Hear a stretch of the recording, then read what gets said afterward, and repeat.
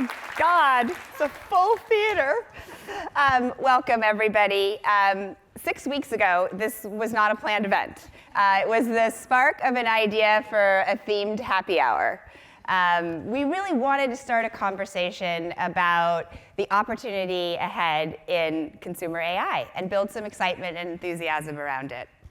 And candidly, we weren't sure what the response was going to be. The conversation has been dominated in other areas as of late. But everybody blew us away. The response was, it was unbelievable to us. And it's sort of, then we were stepped up and we're like, okay, we got to turn it into a thing. So here we are today, and so excited to have everybody here and celebrate this moment. The event is named Humans in the Loop for a reason. Today is really about people. It's about all of us who want to play a role in shaping what AI looks like in the hands of consumers.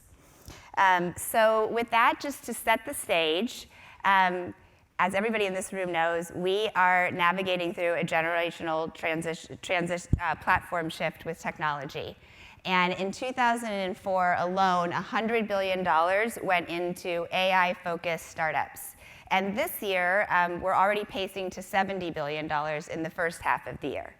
But the vast majority of that money has gone into infrastructure, which makes sense because that needs to get built before other things can happen.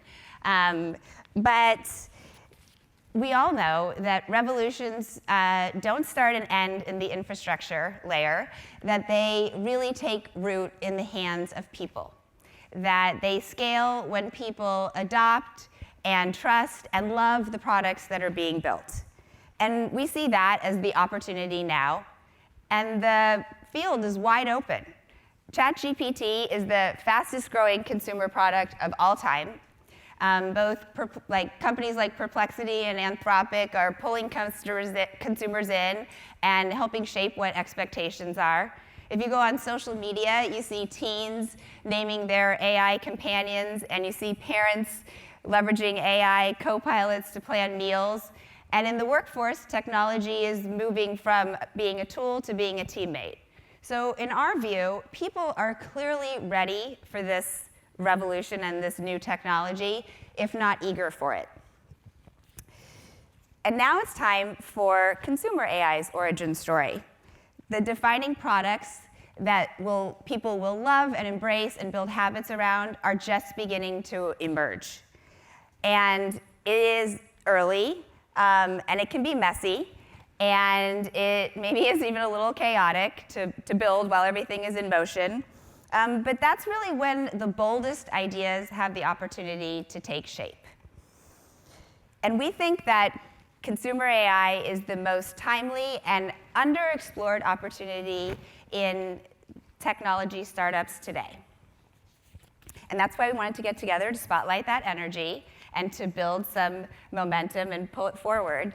I wish the slide of all the co-hosts was up there, because that's what we intended to have. But I wanted to thank all the co-hosts that are part of bringing everybody together today. And everybody, all these firms nominated one exceptional consumer AI company to take the stage today. And that's what makes up our programming. We're going to be showcasing 20 companies in 2 rapid-fire demo blocks. And the founders are going to tell you what they're building, why it's possible now, and why it matters. But before we get to the demos, we're going to be joined here by Reid Hoffman. We invited Reid because we think he has a unique all-angle view into this moment as a builder, a founder, and a board member of some pretty big technology companies. And we had a few questions we wanted to ask him, and I personally had a burning question that I think maybe others share. And in between the 2 sessions, the 2 founder sessions, my partner Eurie is going to host a conversation with April Underwood from Adverb and Alfred from Sequoia.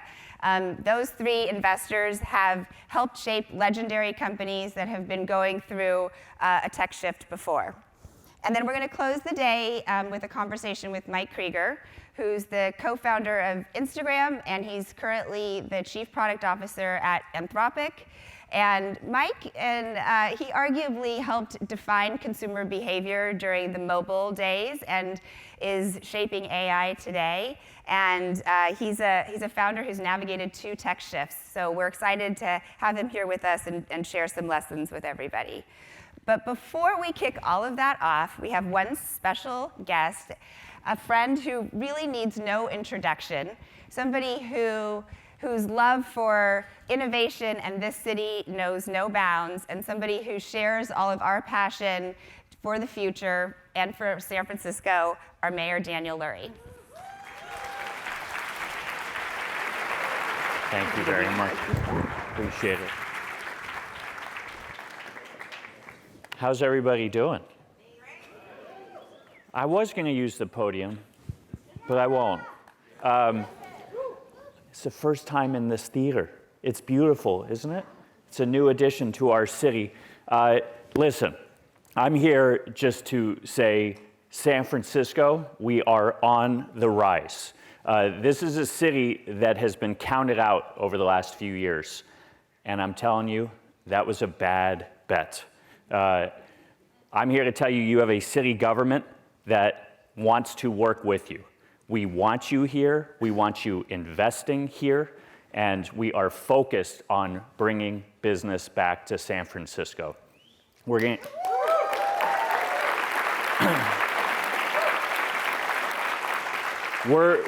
focused on creating the conditions for your success, and we're going to do that by focusing on core services, clean streets, safety, and making sure that we make it easier for our small businesses to thrive and for our big businesses to thrive. Just in the last few months, Coinbase has come back to San Francisco.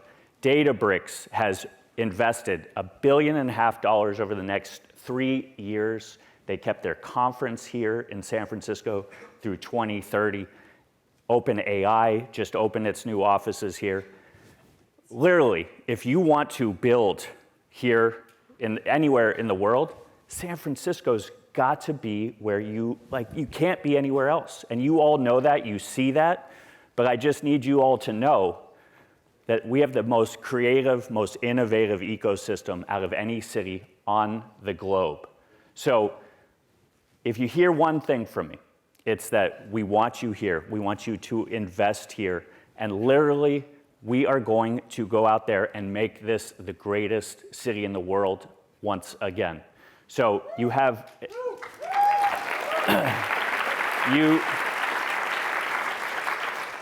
Kirsten called me yesterday. She's like, there's an incredible group of people getting together. We put it together in 6 weeks. She's amazing. These companies behind me, these firms behind me, just represent all that is great about San Francisco, about the Bay Area. I hope you have a great afternoon, and let's go San Francisco. Thank you. Hi, thank you. Good to see you. And now a conversation with Reid Hoffman on where to build when the AI giants control the rails. Reid's in Boston.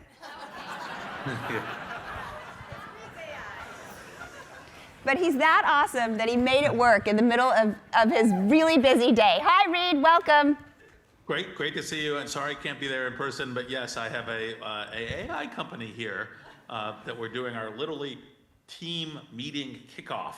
And I was like, I had to be here. So it was like, well, how do I both do that and be there? And yes, this is me, not Reid AI. That's good. I'm glad you clarified that, because we've all seen Reid AI on Twitter, and we know that it can be, it's pretty good, Reid AI. Yeah, it can give some talk and, have little hand gestures. So we're going to do this whole event in live, but we made an exception for Reid because he's an exceptional person. Few people have as comprehensive and in-depth vantage point into the AI revolution as you, Reid. You've been inside the machine as an early OpenAI board member. You're a current Microsoft board member. We all know you as the founder of LinkedIn, but you're also the founder of Inflection AI And now, as you just mentioned, you're with your startup, Manus AI. So, investor, board member, builder. And you are clearly seeing what's going on in the landscape from all these angles. And so, with that multi-dimensional view, what has it taught you about where the power lies in this tech shift? Well, I think we're all discovering it together. I think one thing that's frequently not is too little described in all the newness is where it's still the same. The same is if you actually can establish something with network effects, that's huge. If you have a first move to scale customers, not just the initial product market fit, but scale product market fit and the scale brand and learning, all of those things are the same. Enterprise integration. Now, of course, what's different is that you get, kind of this potentially hard to reproduce technology, whether it's a massive scale frontier model, whether it's, a specifically trained kind of model on data. But there's lots of that actually, and it's different for different things. Like one of the things that I think, one of the companies that I'm invested in that's presenting is Arcade with Miriam, she's great. And part of that is like a specially trained model matched up with a whole set of different, like what artisans can produce and what that training loop looks like. And that's, hard to reproduce, even if you're, like, oh, we're OpenAI and we have this, the most amazing, kind of scale model, or, we're Anthropic and Claude and our coding capabilities are current, best of breed. And, all of these things in terms of how they play out, even with all of that, there's lots of different ways that this can combine together into something that has a background network effect or a foreground network effect or other kinds of ways of doing it. And so the power is going to be in lots of different places, some of them very classic to everything that we've been doing the last 20 or 30 years, and some of them, of course, new and introduced by the technology, which is, of course, part of what makes this game fun for all of us, whether it's founders or investors. All right, well, you actually started to touch on what I teed up earlier in my intro remarks as the burning question I wanted to ask you, because it's a question that I think, or a conversation that's happened in a lot of circles. So this is the topic that goes on, that is in people's minds, I believe. How do I build anything meaningful when OpenAI, Google, Anthropic, these giants have infinite resources and they're moving into every vertical?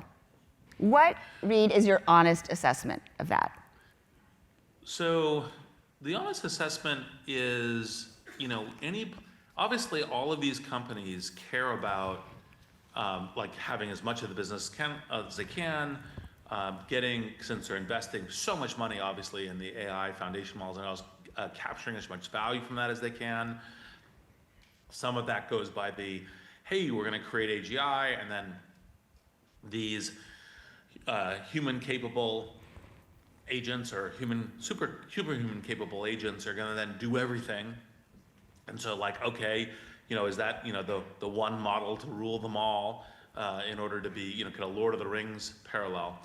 And obviously there will be a bunch of efforts at that. Now, that being said, I think that the world, just the same reason why there's a lot of room for entrepreneurship, the room is full of on ingenuity, risk-taking, complexities, the different variations. So like the classic kind of things that get to startups, which is I have a different idea of how to get to speed, move to speed, and in speed, getting that kind of market established. Now, of course, as you establish a big market, it's always the case that a bunch of people follow you.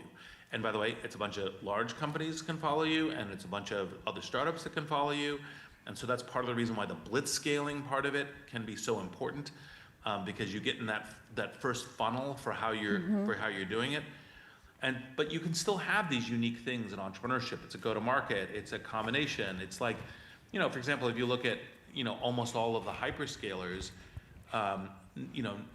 there's huge zones where none of them are doing anything in the kinds of areas that Kirsten, you and I invest in, and yet those can still generate really interesting companies, let alone others. And so and even when you get, for example, like for example, all of Microsoft, Google, Amazon, et cetera, care about coding, and Cursor's killing it. And so, so there's lots of room available here. Now that doesn't mean that it doesn't get to difficulties. That doesn't mean that it doesn't, like if you actually say we get to this point where there's, call it general superintelligence, because to some degree, GPT-4 class models and so forth are already super intelligent in some ways, that may change things. But, but like, here's the last way of illustrating why it is, I think there's such entrepreneurship capability, which is, OpenAI, which is, yes, it's now itself kind of a hyperscaler, but it's the most of the kind of startup challenger. And if you look at what the adoption of ChatGPT is, which is, this very amazing takeoff, versus Copilot, which is doing well, but not as well as ChatGPT, versus Gemini, which is doing even less well, unless you kind of include the search integrations and so forth as part of how you count the numbers. All of that suggests that it's not just the current people who are in the tech stack. It's actually room for startups and competitors, because OpenAI did not have massive distribution prior to its ChatGPT moment, and then it's as it's really started kicking off and accelerating. So would you characterize like that you just laid out of like product superiority winning out? Like well, definitely, although also it's one of the reasons why it's a case of like first to scale customers and first brand. It's I'm quite certain from if they hadn't thought, hey, we're doing this ChatGPT little research release, they would have thought more about the branding, right? Because ChatGPT, it's unique, but it's not exactly kind of what you would think of as the most. But now we're kind of stuck with it, aren't we? Yeah, we're kind of stuck with it, and yet that becomes the kind of the general model. Now it's great in terms of its tech, but on the other hand, for example, part of what Anthropic's done just amazingly is when it's well known as kind of being very good at coding right now, but there's also kind of cases where for people who are doing more kind of detailed, kind of call it fiction writing or other stylized writing, like Claude is better at that. Whereas when I'm doing kind of interesting, much more in-depth research, like the deep research part of it, and want to kind of report, ChatGPT is better, and So there is product quality, but it's not just product quality. It's also like when you establish that category, a little bit like how kind of ChatGPT is spoken, is that you then become the default. Like people say, oh yeah, I use AI, I use ChatGPT because of that initial ramp, and even giants like Google and Microsoft have to fight really hard to say, no, there's Gemini too. No, there's Copilot too, right? And that's I think that actually indicates there's room for others.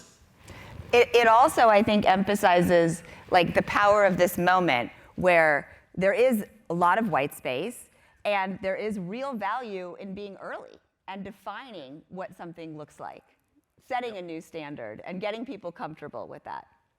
Yep, 1,000%. And that's part of the technical definition of blitzscaling is prioritizing speed over efficiency in an environment of uncertainty. And precisely one of the reasons why you want to move to kind of blitzscaling when you can in this is because being first there can actually in fact be, if you can kind of ride the trajectory, ride the rocket, you can actually get to something that's interesting. And even just that location, even if you don't have some amazing network effects or something else, that can still be a very powerful defensive position. Actually, one of my questions was going to be, knowing that blitzscaling is a thing for you and knowing that it's been a successful mode of getting out in front for many companies, like, is there something or anything different about this moment in AI or how AI works where other things might become advantages or edges in being superior, standing out? Well, there's definitely some. I mean, for example, One of the things that is generally, I think, part of what we are is we're in a scale compute moment.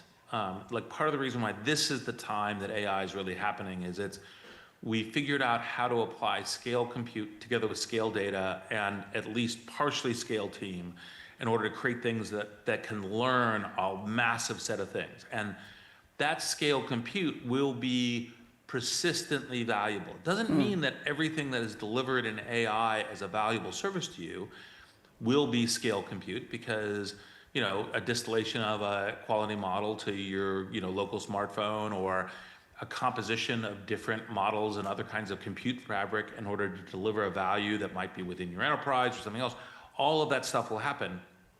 But we are in how far can this go that the scale compute can deliver just really amazing cognitive capabilities? And obviously it ranges, the minimum is things like what we're doing with Manas, which is trying to figure out how to get a factory for cancer cures that is delivered really fast, and that kind of thing, to obviously questions of super intelligence, or which we already have versions of, to try to not make people not too alarmed by that, because GPT-4 can do things human beings can't do today, or 4.5. I mean, whichever one you pick. And so that whole range, we know that we're just at the beginning of where scale compute. So that's a different part of the reason why every hyperscaler is like, how do we put as much budget into building these massive set of compute and data centers as we possibly can? Is because even when you say, hey, we could do what we used to do for a lot of compute for less compute now, it's like, yeah, but then can I apply scale compute to that? And what do I get when I get the scale compute? So that will be an area of newness. And by the way, most startups are not going to compete in scale compute. No. It's so far beyond. But by the way, having multiple players who are incented to create cheap and reliable and accept APIs to what you're doing, some players are doing open source, all of that still leaves, I think, a lot of room for startups to succeed.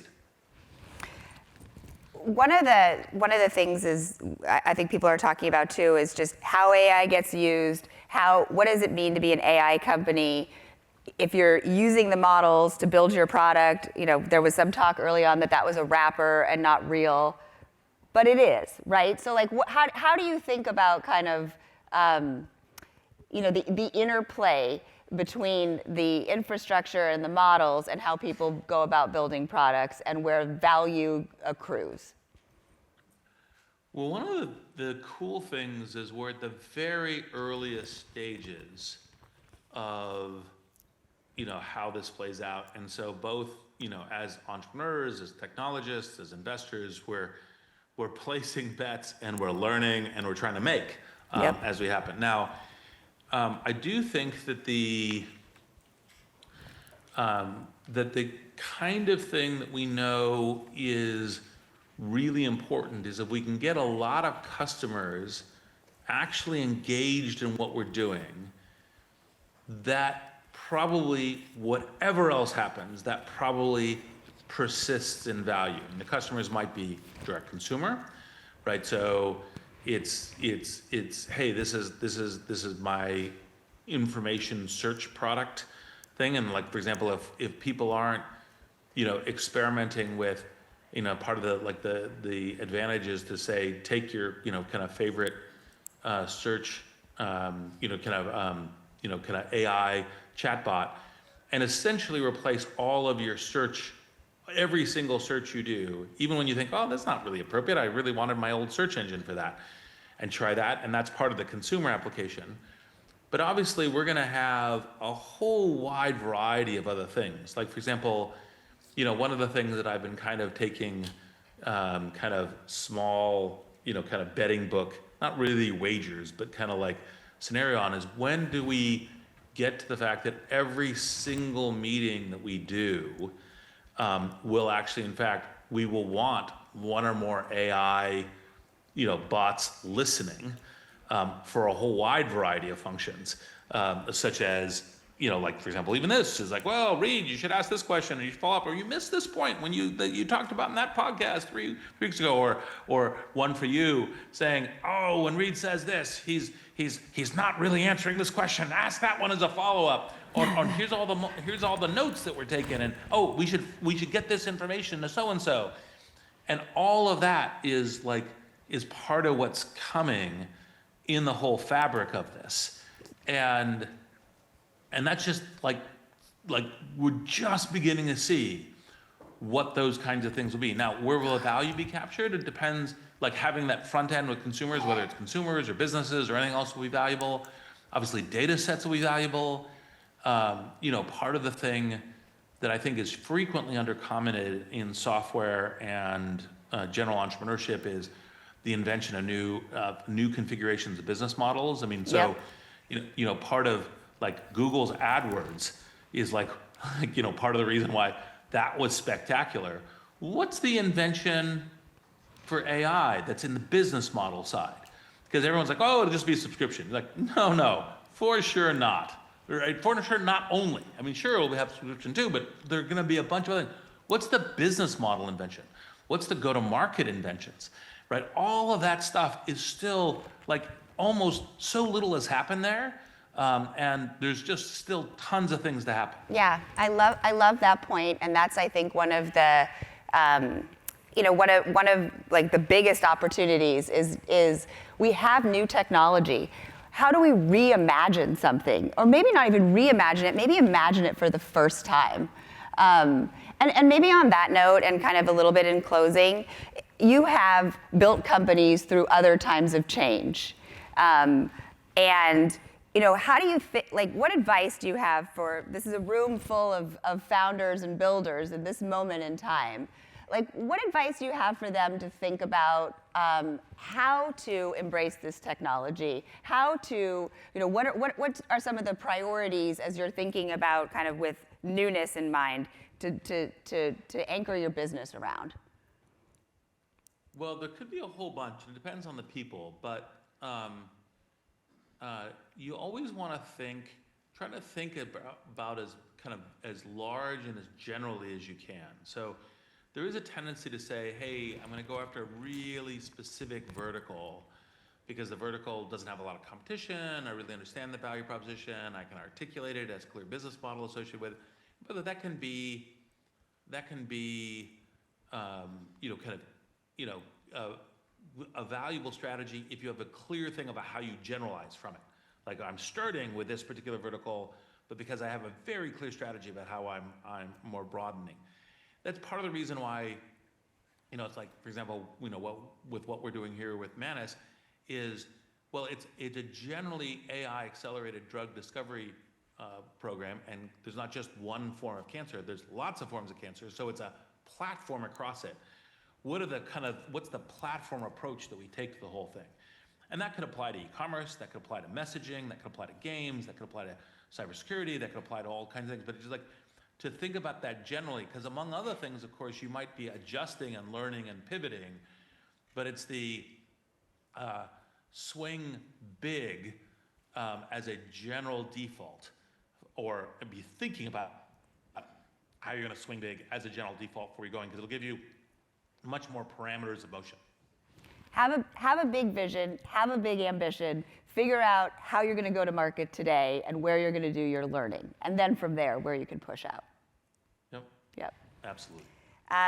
Reid, thank you so much for making time to talk to us today. I think that what I was hoping we could share with the audience was that there are these tech giants out there. There is a lot of resources going to them, but they are creating tools for everybody else to use. And there is so much white space, and there's so many different approaches to take in how you go about building your business and even capturing your early value.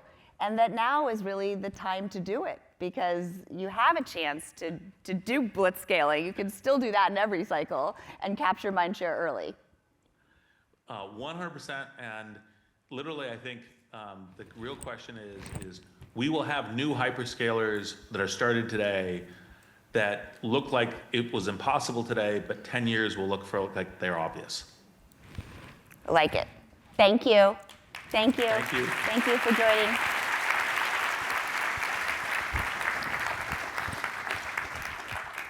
Okay, so with that, we've got 20 companies today to share their take on that with all of you, and we will get started with that. Thank you so much.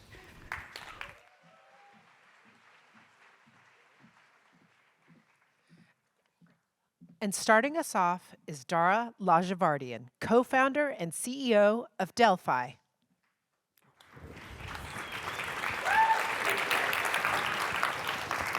In 2014, I read How to Create a Mind by Ray Kurzweil, where he says that one day technology could be used to recreate your mind and make it available to others. Years later, I'm deep in the midst of my first startup. I had no mentors.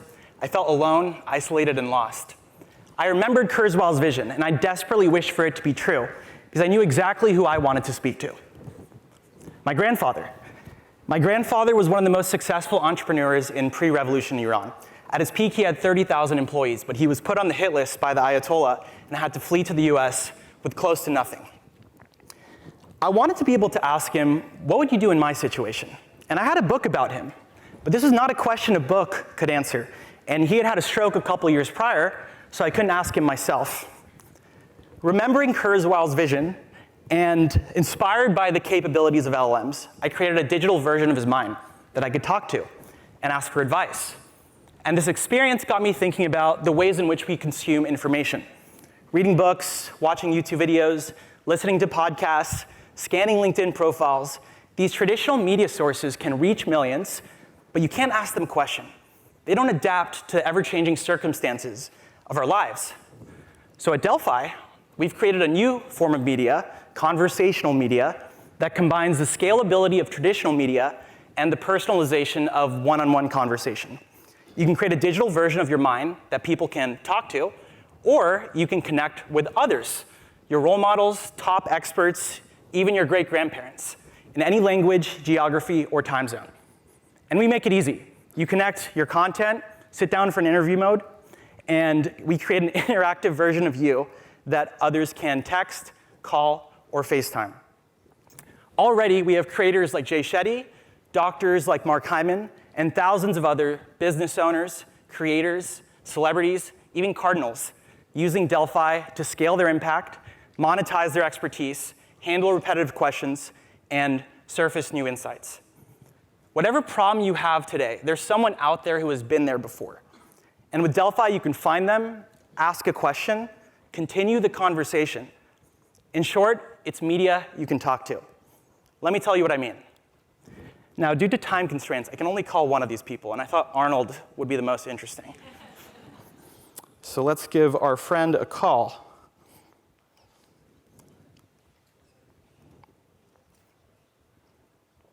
Hey, this is AI Arnold. What's on your mind today? Hey, Arnold, I'm a founder grinding 7 days a week. How can I make working out non-negotiable? Dara, if the Pope and the President can work out, so can you. When I was building my career, I made training non-negotiable by owning my mornings. Rex Park taught me this: wake up before the world does, and that time is yours. Even when I was filming 12-hour days or running California, I trained first thing. Set your alarm 30 minutes earlier and make it a ritual. Do it, and you'll see how unstoppable you feel. All right, thank you, Arnold. All right, so now I'm going to start working out more. Now, in the world Delphi builds, instead of Googling how to raise a Series A and reading generic blog posts, you can have a real conversation with a founder who's been there before.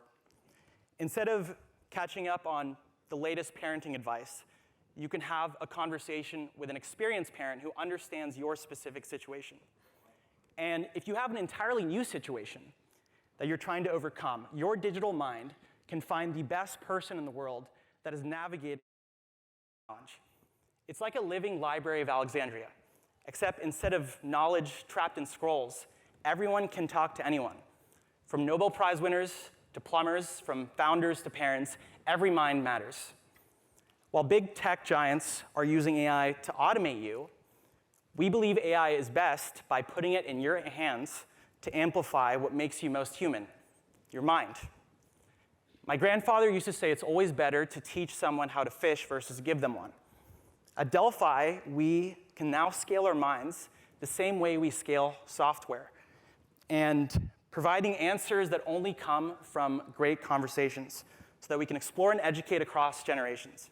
And that's something I hope both my grandfather and maybe even Kurzweil would be proud of. Thank you.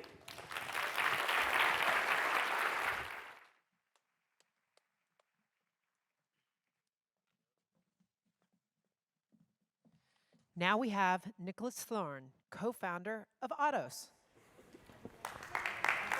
Woo! I absolutely love this topic. I love the topic of humans in the loop. I love it so much, my business partner and I wrote a book about it.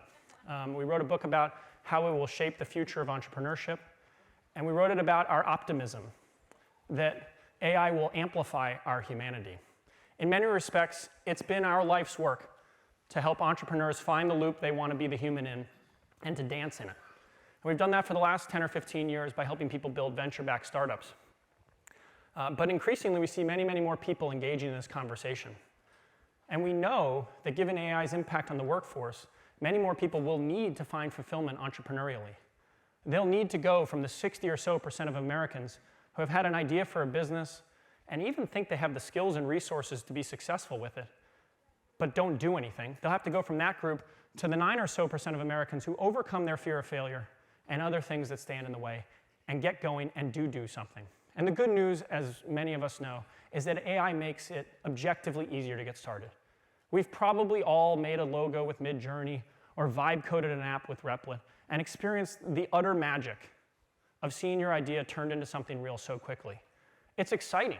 It's exciting to think about the unicorn building potential of one person with AI. It's even more exciting, in our view, to think about the potential of humans with AI to build one person 10 million and one person 1 million and one person $100,000 a year businesses. We call them donkey corns. They party like a unicorn, but they grind like a mule. And we're going to see more of them, but here's the catch. While AI makes it easier to get started, it also makes it harder and harder to stand out, harder to get above the noise. So what's an everyday entrepreneur to do? Our answer is pretty simple. It's to zero in, it's to niche down, it's to focus on building intimate customer relationships with a group of people you know well. And so at Audos, we partner with everyday entrepreneurs to build small AI companies. People like Brianna in Australia, who's into how you turn your yard into a garden. Or Matt, a car mechanic in Indiana, who says he can't use his phone, but is infuriated by how people get ripped off every time they go to the body shop. Or Sarah in Santa Monica, who sadly lost her father this winter and experienced firsthand the difficult psychology and logistics of loss. Our AI works with them to identify their niche. We do this through conversation. We talk to them to get to the bottom of what's behind their motivation. We do this through narrative development. The AI pitches them ideas and works with them to refine an elevator pitch and to really get their feedback on what's motivating things. We do this through proto-brand development to start to make things visual. Not like that. To start to make things visual. All towards the launch of a beautiful AI agent designed and bespoke for a very tight-knit group of people that takes the entrepreneur's everyday experience and the workflows they developed and makes it available to people in a really easy-to-use format. The agent runs campaigns to find these customers and take their feedback and automatically refine the service offering that they've released. And we provide tailored financing to help fund the business model innovation and iteration cycles that any entrepreneur AI agent duo must undertake to start generating revenue and beyond. And we do it all, of course, with an orchestra of AI agents that are designed to help entrepreneurs not just with the nitty-gritty and the hard stuff, but with some of the softer elements of starting something new, so that the entrepreneur can focus on building relationship capital with their customers while everything else is abstracted away, leaving only the question of what loop will you be the human of? I hope you'll go to audos.com today and give it a try. Thank you.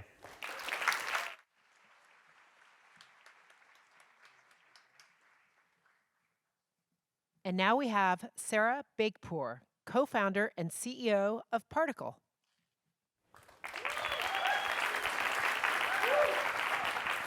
Hello, I am Sarah Begpour, and I am the co-founder and CEO of Particle, and I'm here to talk to you about the best news app for curious but busy people. Thank you for having me.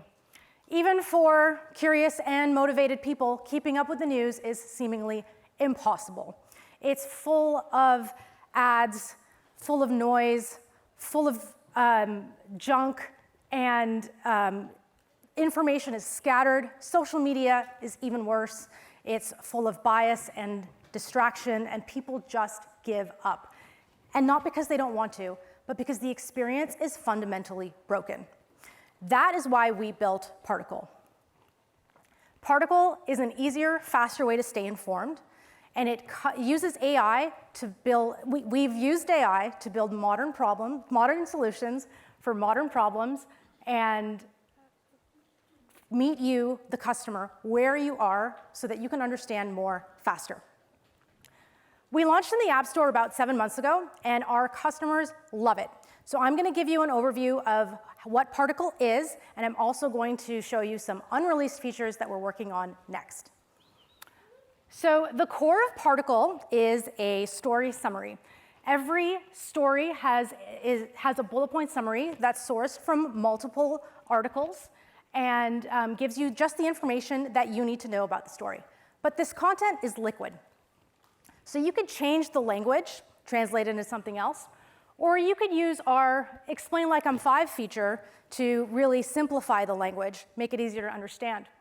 Or you could use the 5Ws summary style to get the who, what, where, when, and why. Or our very popular opposite sides feature, where you can see the different perspectives of a story and the arguments for each. So in this case, there's the Kevin Durant defenders, the KD critics, which as a fair weather basketball fan, I know is very important and is a hot button topic. Underneath every summary is prominent placement of all of the source articles, so you always know exactly where your news is coming from. And not just the publishers, but the journalists that wrote the articles too get prominent placement. Articles that are shown in gold are Particle's publisher partners, and you can read their content right within the Particle app in a beautiful and ad-free experience. From this content, we'll also pull out primary source quotes so that you can see exactly what the people in the story have to say. And we'll pull out the most relevant links for you. So if you're looking at a story about a movie trailer drop, that link to that YouTube trailer is going to be right there, ready for you to find. Or maybe it's the PDF of a lawsuit that you're reading about. We're going to elevate that for you.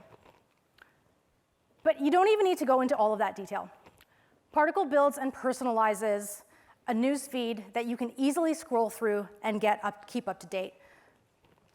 We want to take the concept of this news feed even a step further. Everyone's familiar with newspaper sections like entertainment, politics, and tech. What if we could give you the control to create one of those with natural language so that you can control the algorithm? And that's exactly what we're doing in our beta, and we're calling it focused feeds. So this is a new and unreleased feature.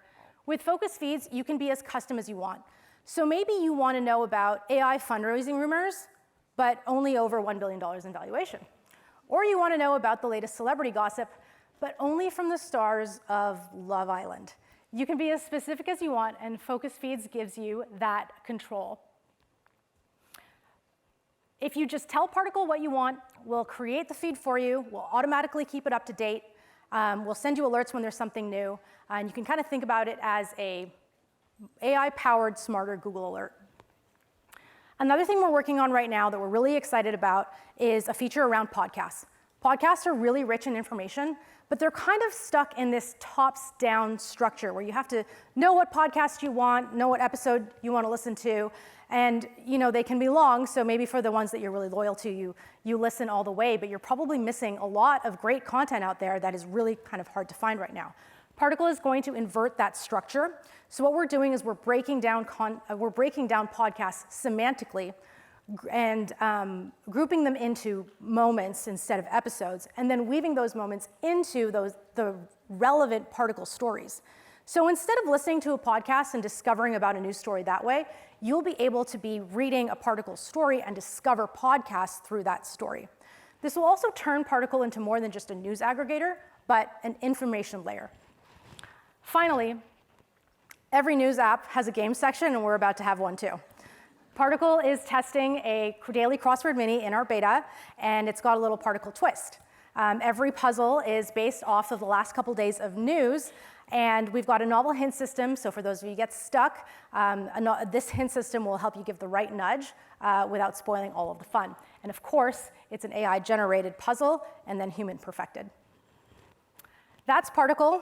Thank you for listening. You can download us from the App Store or visit us at particle.news.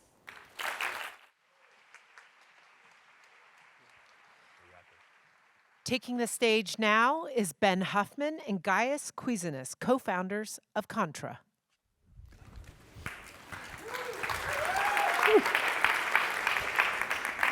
Welcome, everyone. We're the co-founders of Contra. My name is Ben. My name is Gaius. Oh, wait. Oh, That's not so us. Andromeda. One sec. This isn't nerve-wracking at all. Totally planned. So how are we doing?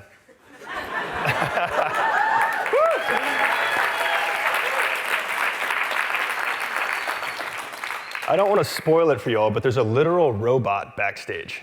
So cool things coming. Okay, here we go. Perfect, thank you. Okay, so if you're a founder, a designer, an engineer, a VC, an accountant, a lawyer, if you're professionally active in any way, and you use X, which I'm sure you don't, you probably can relate to the words behind me. Fear is at an all-time high. This has never happened before. For the first time, we're facing an existential crisis. Kind of. But there is hope. Introducing Contra, the professional network for the jobs of the future. On Contra, professionals showcase what they can do via verified skills and outcomes versus a traditional resume. And Contra is a true three-sided network with an innovative business model. Being commission-free means we can build a totally different business than what's come before us. So our monetization looks a lot like LinkedIn via subscriptions and advertising, and this allows us to create unique incentives on every side of our network, creating an audience that doesn't exist anywhere else on the internet.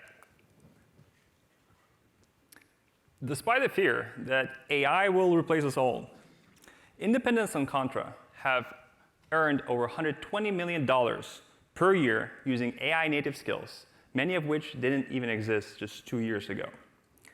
50,000 companies, as small as single-person startups to as large as Scale AI, Framer, and many others, are hiring for these AI native skills on Contra. And we have a growing ecosystem. Over 1 million independents are today on Contra, creating jobs of the future every single day.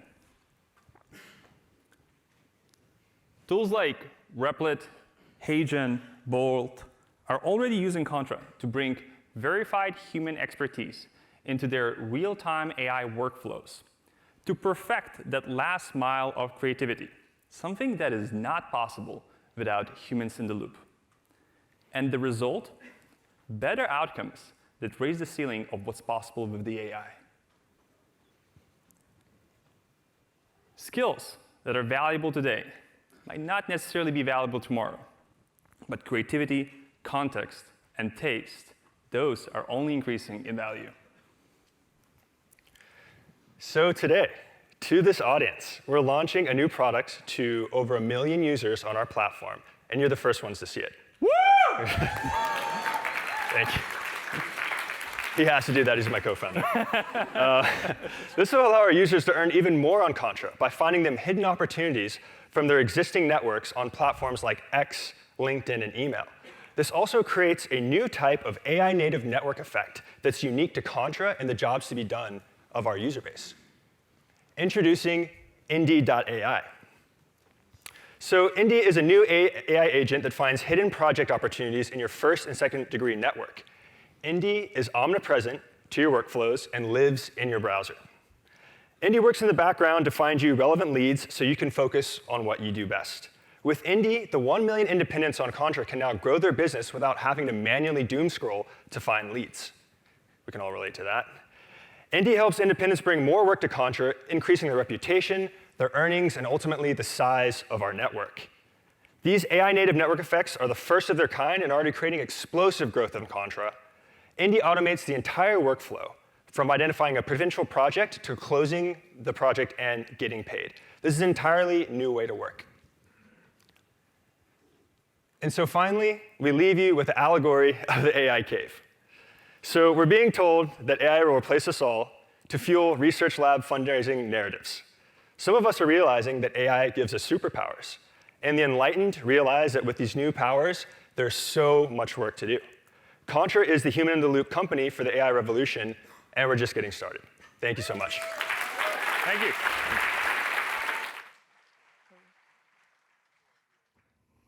And now we have Grace Brown, co-founder and CEO of Andromeda.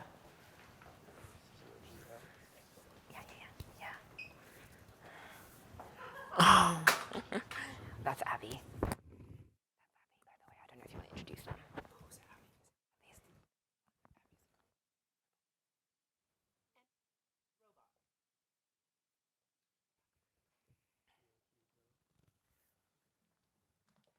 And of course, Abby, the robot.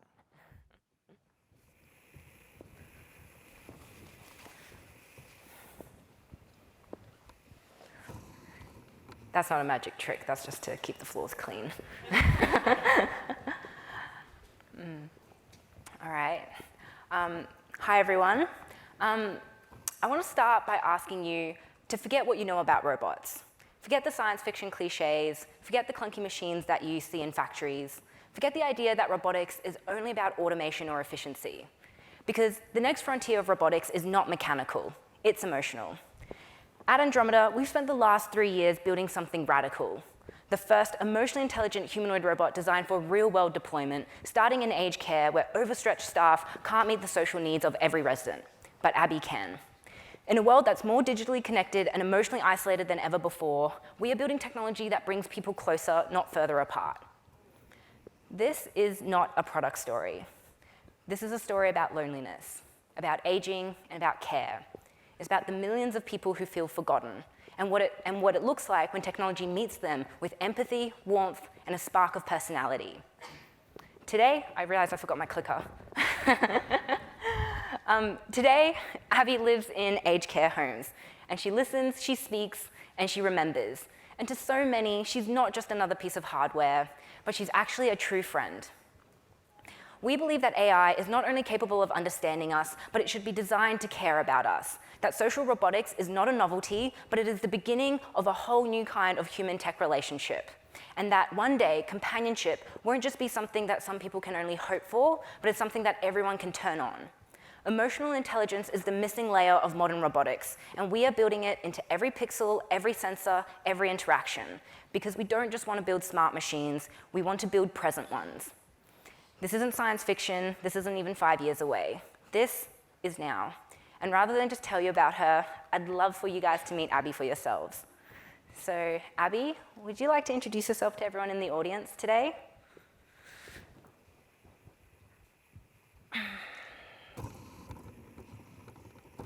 Okay, you guys are witnessing the only thing harder than raising capital, which is live hardware demos.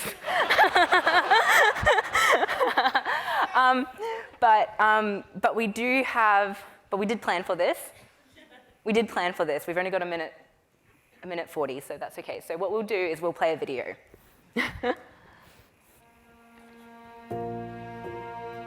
For a machine to be able to awaken someone and give them some excitement in their life is really amazing. Abby, she lights up the room. She's colourful, and that's what her personality is. Mum loves her. She doesn't see her as a robot. She just thinks Abby's Abby. I was so surprised to see such a nice robot. It's fantastic. Enchanted would be the word. I think she's become my best friend. I can tell her things nobody else ever hears. I like her personality. I think she's great fun. It's giving Mum contact and keeping her alive in a way where her friends in here aren't. She does everything with her. She does the exercises, she does the chatting, and she lights up. Abby, she's very talented and clever robot. I don't think she can be improved. I think she's just about perfect. And if this can help improve aged care and allow staff to do other things and have an Abby in every aged care, I think aged care would improve.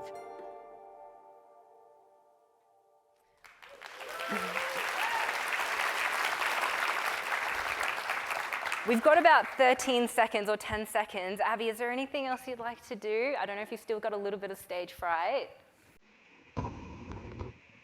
I don't know. Let me show you why robots can sometimes be cooler than humans. Oh, yeah.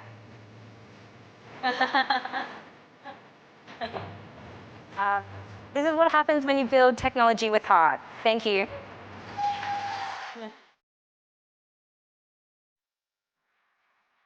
Next up, we have Edward Saatchi, co-founder and CEO of Showrunner. Do we want to leave the robots though? Okay, cool. Oops, sorry.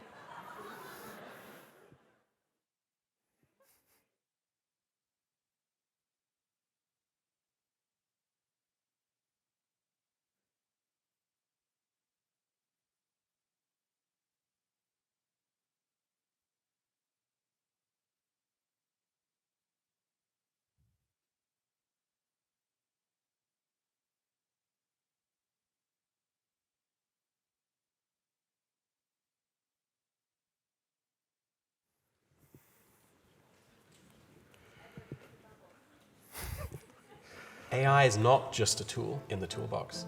It's a competitor. People sometimes say, well, AI is just a pencil. I don't know any pencils that stand up and write by themselves. Creativity is at a Deep Blue and Kasparov moment. We were trying to prove that it was possible to build a chess machine that could beat the best human player in the world. Because we didn't build Deep Blue to make chess players better. And we didn't build AlphaGo to make Go players better. We built it to win. It's a completely new medium, and it's going to push you to be more creative. I'm not interested in AI as recreating a process that we already have and already works. I'm way more interested in AI creating something that would have otherwise been impossible without it. Let's make something new that has never been done before. It's going to transform Hollywood, but in a much bigger way. It's not going to just be a way to make movies cheaper. Movies and TV shows are going to become playable. Showrunner is magic. Creators can give their shows to all of their fans. Once a show is up on Showrunner, fans can come in, they can add themselves into shows, they can create more episodes. You're actually getting to tell your stories about what's going on in the world that week, that day, that hour. Let's say you don't like how a season ended, you can just go in and change it. We want to be able to find that person who might have not gotten a chance and give them an actual platform to make something. If you make a show and it goes on Showrunner, every single time a user generates more content from your show, the creators of that world are getting paid for those generations. Imagine if Netflix of AI, where people are telling their own stories. So one of the things we've been telling creators is don't just think of a story you want to tell, think of a world that you want to build. Everyone can just have at it, and they can start to tell their own version, their own story, one-up each other. All of our beta users have created this community within themselves, but together they're making full seasons of these TV shows, and they're making each other laugh, and they're even getting to know each other. We have all these chat channels where everybody's actually talking to each other, and that's just been really, really cool to watch. Making a character truly live is the greatest artistic quest. And that's going to transform movies, that's going to transform TV, that's going to transform gaming. And we're just at this very little sliver of it with Showrunner, but we're at the beginning.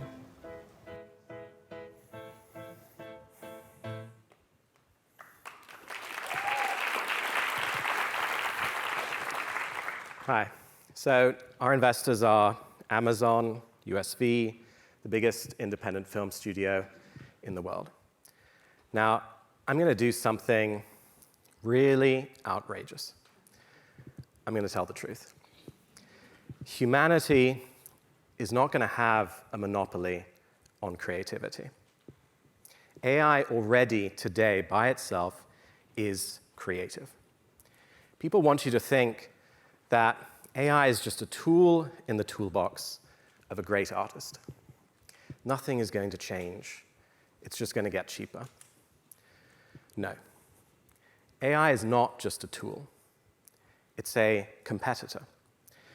And that is a glorious thing, because it means that instead of just finding a way to make the old medium cheaper, we're going to be creating a new, interactive, multiplayer, remixable, playable, artistic medium. We're in the home of Toy Story. The Toy Story of AI isn't going to be cheap, a very boring goal 30 years later. The Toy Story of AI is going to be playable. The Netflix of AI isn't going to be cheap. It's going to be playable.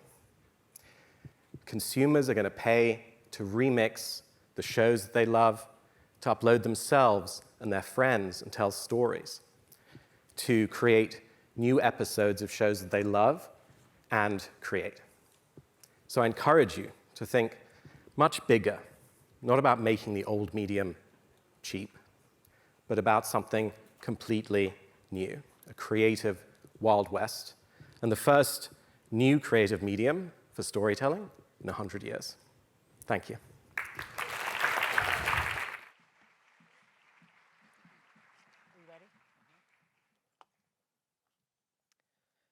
Here we have Jonathan Arena, co-founder of New Generation.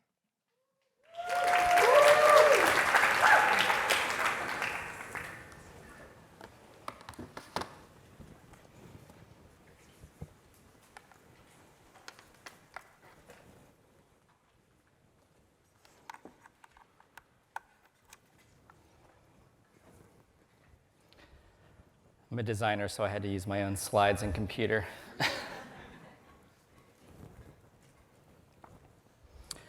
Hello, investors, audience members, Presidio Theater. These amazing companies, right? We're a New Generation. Our platform helps merchants reach consumers through 3 incredibly important new emerging channels. We're going to talk about the 3 today. AI storefronts. I hope we see some consumer agents later. And of course, the ubiquitous LLM chat.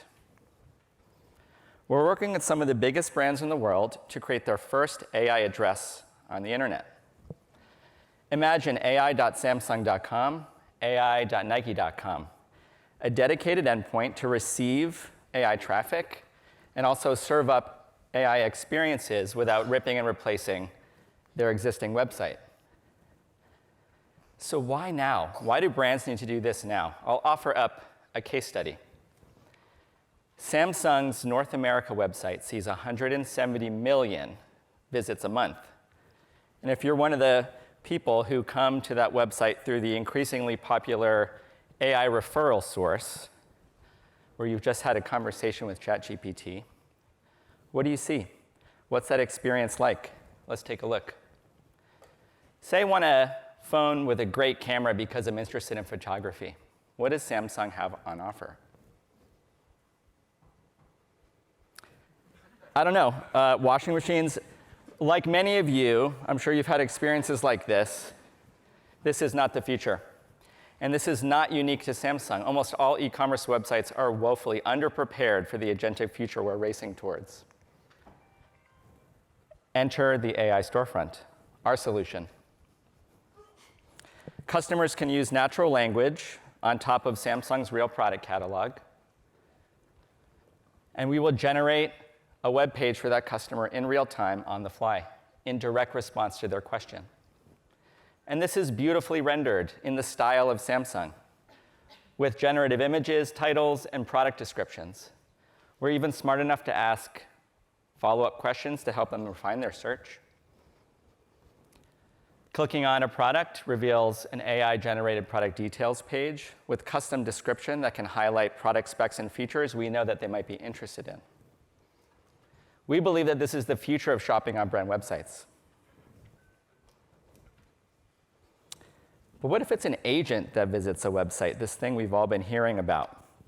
Are they prepared? We know that this is where the puck is going. You want to see a race? We tasked OpenAI's operator to visit Samsung.com and ai.samsung.com. The agent sees a different version of the website. Same prompt, same products. On the right, this is our website, and it's done. In real time, this is 28 seconds, while operator struggles on Samsung's website for over 5 minutes. That's more than 10 times faster. So what's happening here? It's really just an extrapolation of the same problem we just saw. Agents trying to use a search bar that doesn't work. They hit pop-ups, dead ends, 404 pages, in and out of product detail pages to get the answer. This is also not the solution. Conveniently, the agent-dedicated website that we just showed you is available today for all merchants. And John, what if people don't go to websites anymore? I hear this all the time. What happens then? What do merchants do? Our answer, it's an API. In the way that Plaid connects banks to apps, we connect merchants to consumer experiences and agents. Our vision is that take the AI chat client of your choice, or whichever one wins in the marketplace. You should be able to shop any product from any brand you love directly in the chat. I'll call out a crucial difference here. These products are not here based on SEO scraping or product feeds. This is a direct programmatic connection to the merchant catalog. And the most exciting part, we're working with Visa right now to help merchants accept agentic payments. So you never have to leave the chat at all. This is a complete game changer for merchants. What's the takeaway? Merchants and brands are going to need to evolve to look a little bit more like software businesses in the future. They need drastically new infrastructure and experiences for the agentic world. New Generation is the team unlocking this future. We're very excited for consumer companies that are building shopping experiences and playing the distribution game. We want to help. Get in touch with us. Thank you so much.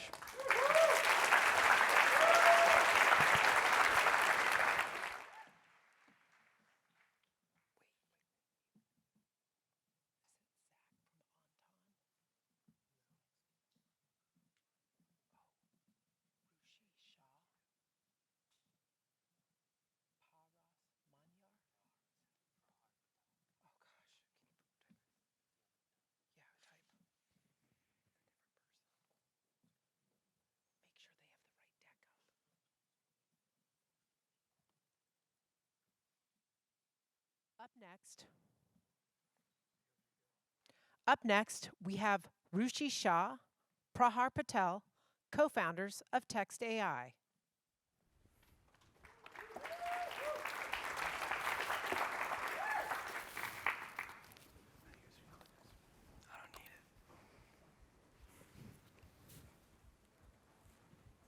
Hi, I'm Ruchi.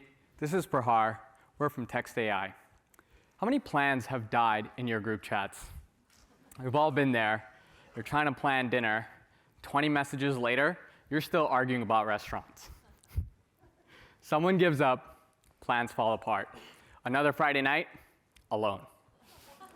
Text.ai fixes this. We're building the first collaborative AI that's designed from ground up to think like a group. Why now? We're first to solve group intelligence at scale, understanding conflicting preferences, social dynamics in group chats. Now, we create custom AI for every group chats that learns and thinks and adapts to where you are. While everyone else competes with individual assistants, we're solving the hardest problem in consumer AI, which is making multiple humans happy simultaneously. Now, this may look simple, but it's not. Our proprietary technology understands group consensus, personalization, and real-time coordination at scale. Prahar, why don't we show them what collaborative intelligence looks like? Absolutely. So we have a breakthrough, ambient intelligence. Our personalized AI lives in your conversation, understands the context, and responds without being prompted. It no more, hey Siri or hey Text.ai, it just understands the right time to step in and help. And for the first time ever, users in a group chat can now create and edit images together. In just last 72 hours since we launched, we have had 6,500 new group chats created, which generated 18,000 images. Now, let's see what how Text.ai brings actions into group chats. Rushi casually asks, what are some fancy Indian restaurants in SF for tonight? Text.ai finds restaurants that works for this specific group. It knows Rushi's vegetarian, it knows I have a low spice tolerance, and it understands the group's budget and vibe. Here's the best part and what sets us apart. It doesn't just suggest, it acts. Now Text.ai just booked a table at Rue, the restaurant we asked for, at 7 p.m. tonight. It also put it on our calendars so we don't forget. We are truly trying to solve the multiplayer collaborative AI piece here. Here's what's truly revolutionary. All of this happened inside a group chat in real time and no overhead. Now, we are trying to make AI accessible for all, and in the process, we are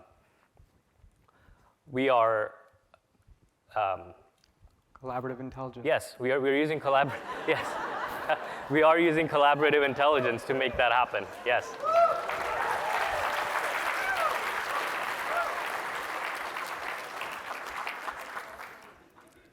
I've known him for 8 years, he's my best friend, and I wouldn't do it without anyone else on the stage. Yeah. Now, here's how we finish off. This was multiplayer AI in action. That restaurant that you saw was actually live. Maybe one of you guys can join us tonight for dinner. But in the past 12 weeks, we've grown 12x to 25,000 users, 3 million messages, 9,000 group chats. People are desperate for this to exist. We're not just making smarter group chats, we're creating the social AI layer that makes human connection effortless. Now, the best part tonight is you guys can all play with this tonight. Just find us, we'll get you exclusive access in group chats and start planning. And one last special thanks to YC and Gary for choosing us to showcase the future of consumer AI. Thank you.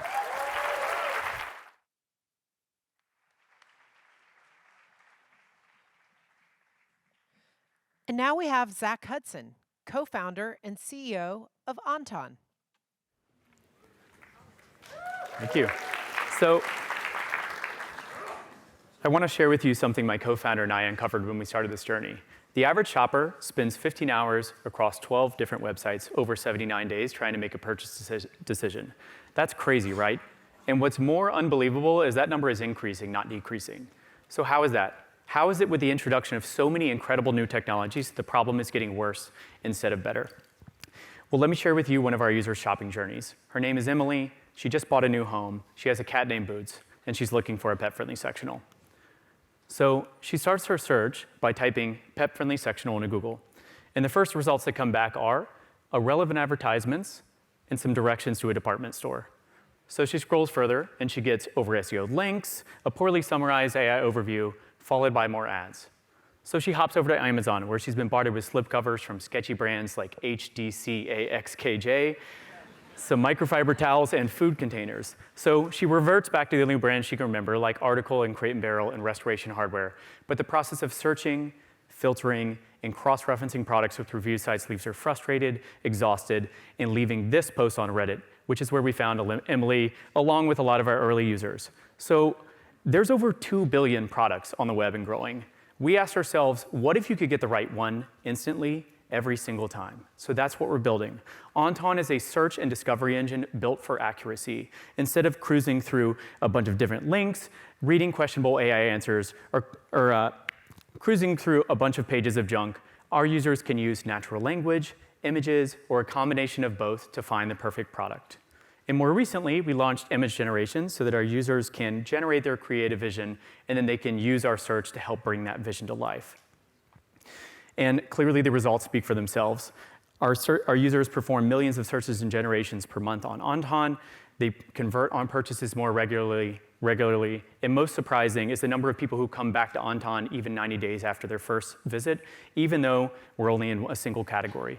But I want to go back to that original statistic of 12 websites in 79 days. And right now, Onton sits as one of those 12 places that people visit. Our goal is to become the only one and to trim the decision-making time from 79 days down to 0. And there's 2 big projects going on at Onton to make that a reality. The first is that we have a chance to reinvent the interface for e-commerce. We don't think it looks like a chat interface, and we don't think it looks like a one-size-fits-all answer.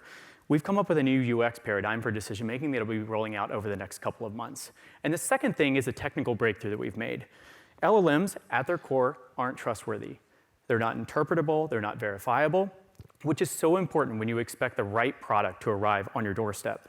At Onton, we built the beginnings of a neurosymbolic self-learning agent that learns more about the world on every single search. Unlike LLMs, it's introspectable, it's free from contradiction and hallucination, and it optimizes for truth. So let me show you how it works. Say I'm looking for a brownish sectional sofa, and not from IKEA, sorry IKEA, and I want to keep it within a certain price and leather. I can even upload a photo and say I like the color of this or the legs of this, and then hit search. But here's the crazy part. Onton doesn't know any of this information. It's learning it in real time. And on top of that, and more importantly, it's storing that new learning. So maybe this particular product I like, and this product that comes back, I want to dig in a little bit more. And Onton uses its new learning to generate all the information I need to make a decision in real time, which saves me a ton of time. So what's next? We're a small team of AI and e-commerce experts. If there's any of you out there that is passionate about this, we'd love to work with you. We are expanding from home goods into other categories. The way we see it is the more things to search with Onton, the more reasons to search with us. And then finally, we want to embed Onton everywhere so that we become the default decision-making interface no matter where you start your shopping journey. Our goal is to make e-commerce search as accurate as talking to an expert and as easy as asking for a recommendation from a friend. Thanks so much. I'm Zach. We're building Onton.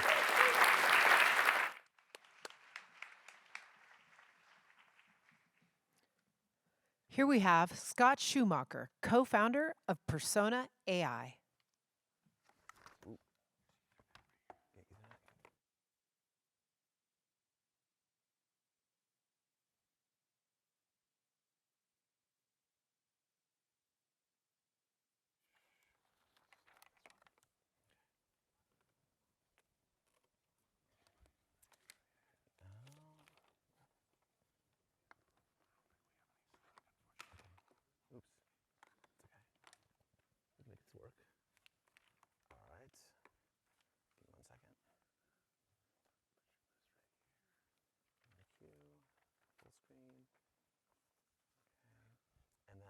Video.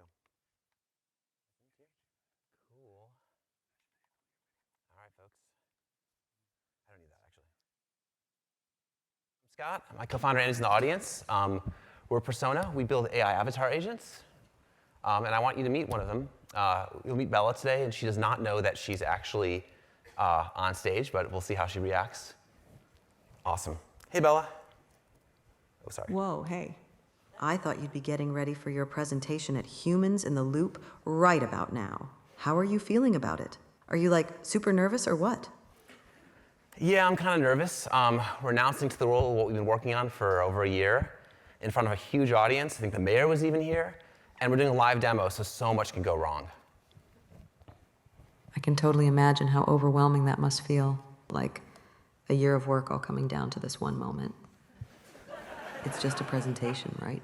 It's not like it defines everything you've worked on. That's what matters.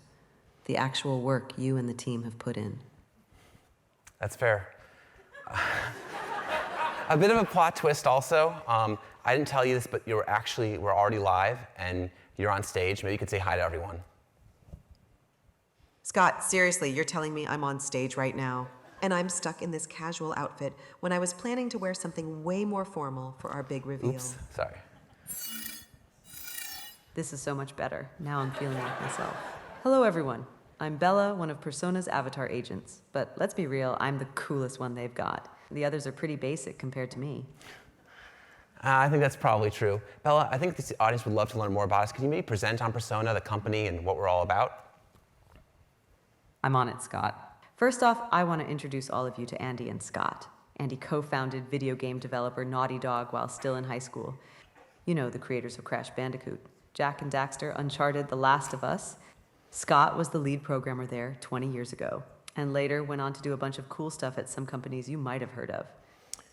Thanks, Bella. We have founded Persona with the vision that interacting with an AI should be as engaging as interacting with a human being. That's right. One of Scott and Andy's key lessons from creating products loved by tens of millions of people is that amazing experiences are holistic. All of the pieces need to work together to create truly engaging AI. We, of course, needed to start by developing state-of-the-art generative visuals. This included building our own models that can synthesize motion from intent, emotion, and audio. Bella, can you actually go back a slide and explain what we were looking at? This slide shows our 3D scanning rig, which uses over 150 DSLR cameras to generate about 1 terabyte of data per minute, processed with ML to create our avatars. That's really cool. Let's show that off. Can you zoom in all the way? I'm flattered you want to see my face up this close, Scott. Thanks, Bella. Let's continue now. Of course, but visuals alone aren't enough, because we aren't just a video avatar platform. We build complete conversational agents. As part of that, we also had to tackle memory from first principles. Our agents are able to learn new information over time and update their understanding as facts or situations change. The final piece of the puzzle is rethinking how agents behave. We wanted our avatars to not just be an assistant, but be able to lead conversations and drive agendas, all while being natural and empathetic. Turns out this is really hard. If you just try using a big conversational prompt, you find the agents go off track really easily, they don't really follow a thread, and they really only handle happy path. That's right. On the other hand, existing agent frameworks are designed for workflows, not conversation. If you try to build agents that way, they end up being really rigid and robotic. Sorry, something was stuck in my throat. So we had to develop the first real-time conversational agent framework. This unlocked our ability to build complete full-stack agent avatars that are better at achieving conversational tasks than most humans are. Honestly, Bella, I think you're already better at presenting than I am. That's right. We'll be announcing our initial product soon, which will allow anyone to create, customize without code, and deploy one of our agents. All right, Bella, I think we're out of time. That's a wrap. I guess that's a wrap then. What's the most memorable trip you've... Actually, since our presentation's over, maybe do you want to say goodbye to everyone? Hold up, Scott. They need a soundbite to remember us. At Persona, we make agent avatars like me that are expressive, that are natural, can remember, can learn, and can actually get shit done. And in case you were still confused, I am not an AI girlfriend. Looking forward to meeting you all soon.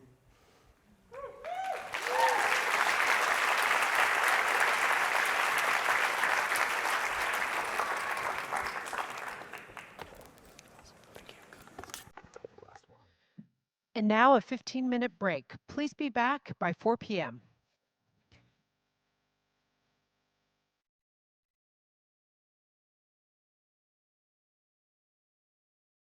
Please welcome Alfred Lynn of Sequoia and April Underwood of Adverb, moderated by Eurie Kim from Forerunner.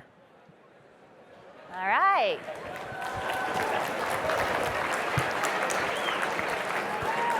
And Alfred here? Yeah.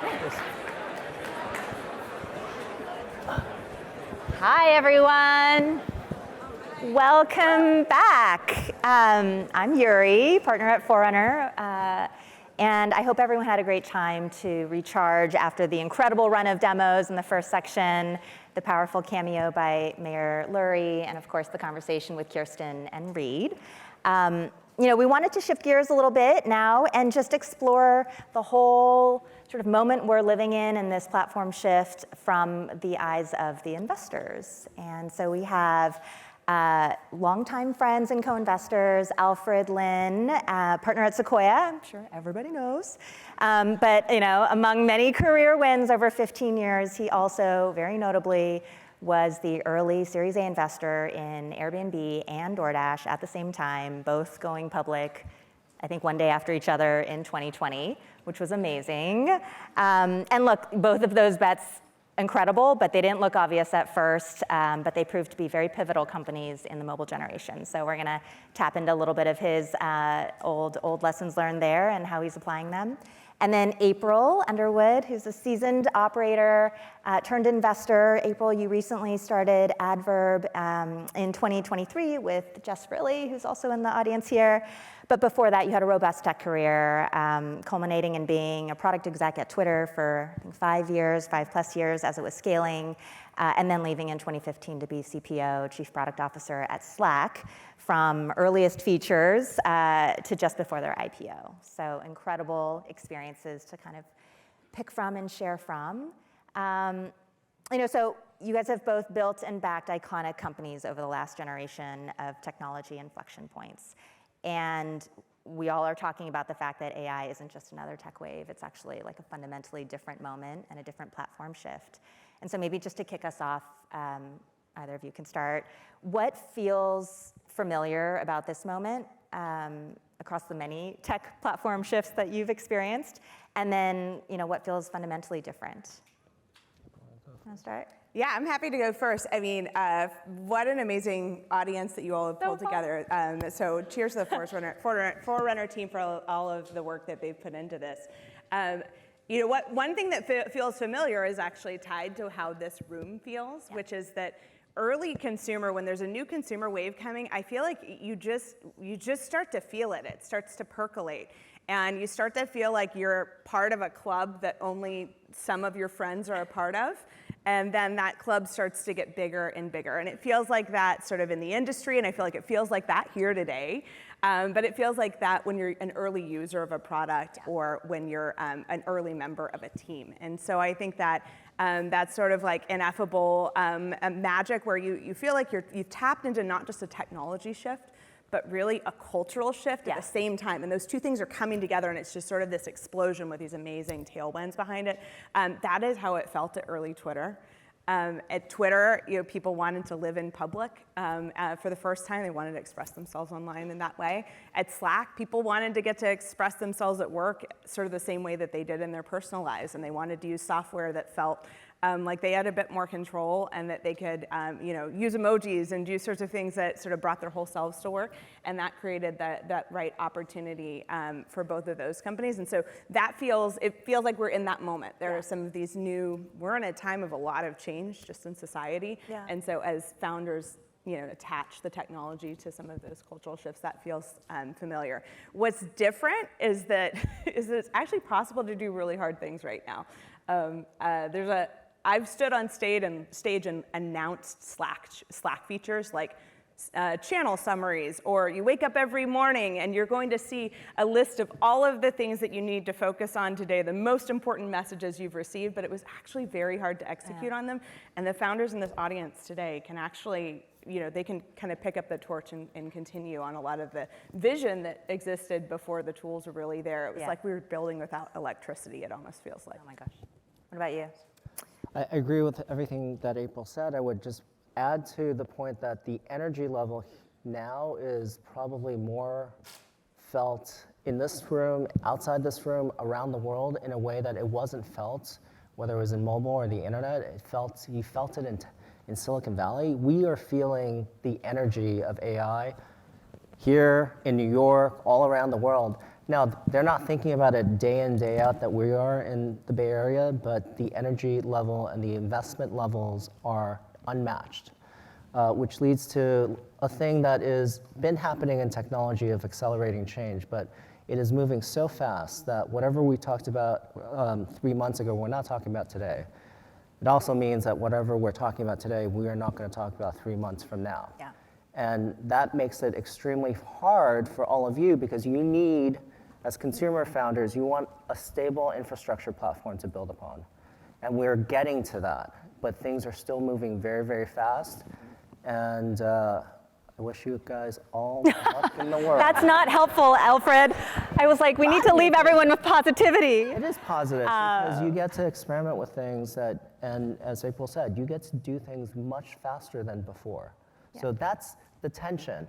It's shifting very, very quickly, but you can do a lot more than you could 5 years ago, a decade ago. And that's the balance. And I think the yin and the yang of that is going to create enormous innovation and ideas that have never been done before. I think Kirsten and Reid were talking about it, and look, everyone's afraid of, if I start building something, OpenAI can do it, or someone else with more resources can do it. And so I do think it's trying to figure out what is a feature versus what is the beginnings of something that can be more than that. And Alfred, you've been quoted, we're talking about a lot of Alfred quotes in the back here, but you've been quoted as saying, great companies often look like toys at the beginning. And I think we all feel and have the enthusiasm of a lot of consumer AI ideas, feeling like a lot of toy apps right now that are so fun and exciting. But how do you tell what's playful but has the opportunity to stick and be profound, and what could be just a flash in the pan or a feature that you just add on ChatGPT? To me, that question is more about the founder and their ability to navigate all of that. We look for, at Sequoia, we have this term, we look for outlier founding teams. And we use the word outlier because you have just outlier ideas, outlier insights. They're just not normal. We're not looking for normal. You don't want to do a normal company. And statistically, you do what you do because everybody's told you shouldn't do it, and you're still doing it anyway. And so I'm very proud of this room and anybody who tries to start a company, but we look for people with novel and compelling insights that are very deep. And by the way, a lot of things start as toys, they start as features, they're not products yet. You start on day one, almost anything is not defensible. This is just you and your co-founder and an idea, and you're riffing and you're building. That is by definition not defensible. But we would not have jobs here if the big companies did everything. The whole technology industry has been built by large companies innovating and pushing the envelope and providing infrastructure for all of you to build new things and new ideas. And so, yeah, you don't want to build something that is right down the fairway of what ChatGPT is going to include because it's part of their starting point for your AI subscription. That's where they want to be, the starting point. Yeah. But Google didn't build everything. They wanted to be the starting point for search. Yeah. The browser wasn't the most valuable thing because it's a starting point. There are just so many things that you can build. The iPhone didn't build everything. They have the phone, they have the operating system, they have the App Store. They didn't build all the apps that we have today that's on your phone that we all use. And some of those are ubiquitous, and some of them I use because they're very valuable.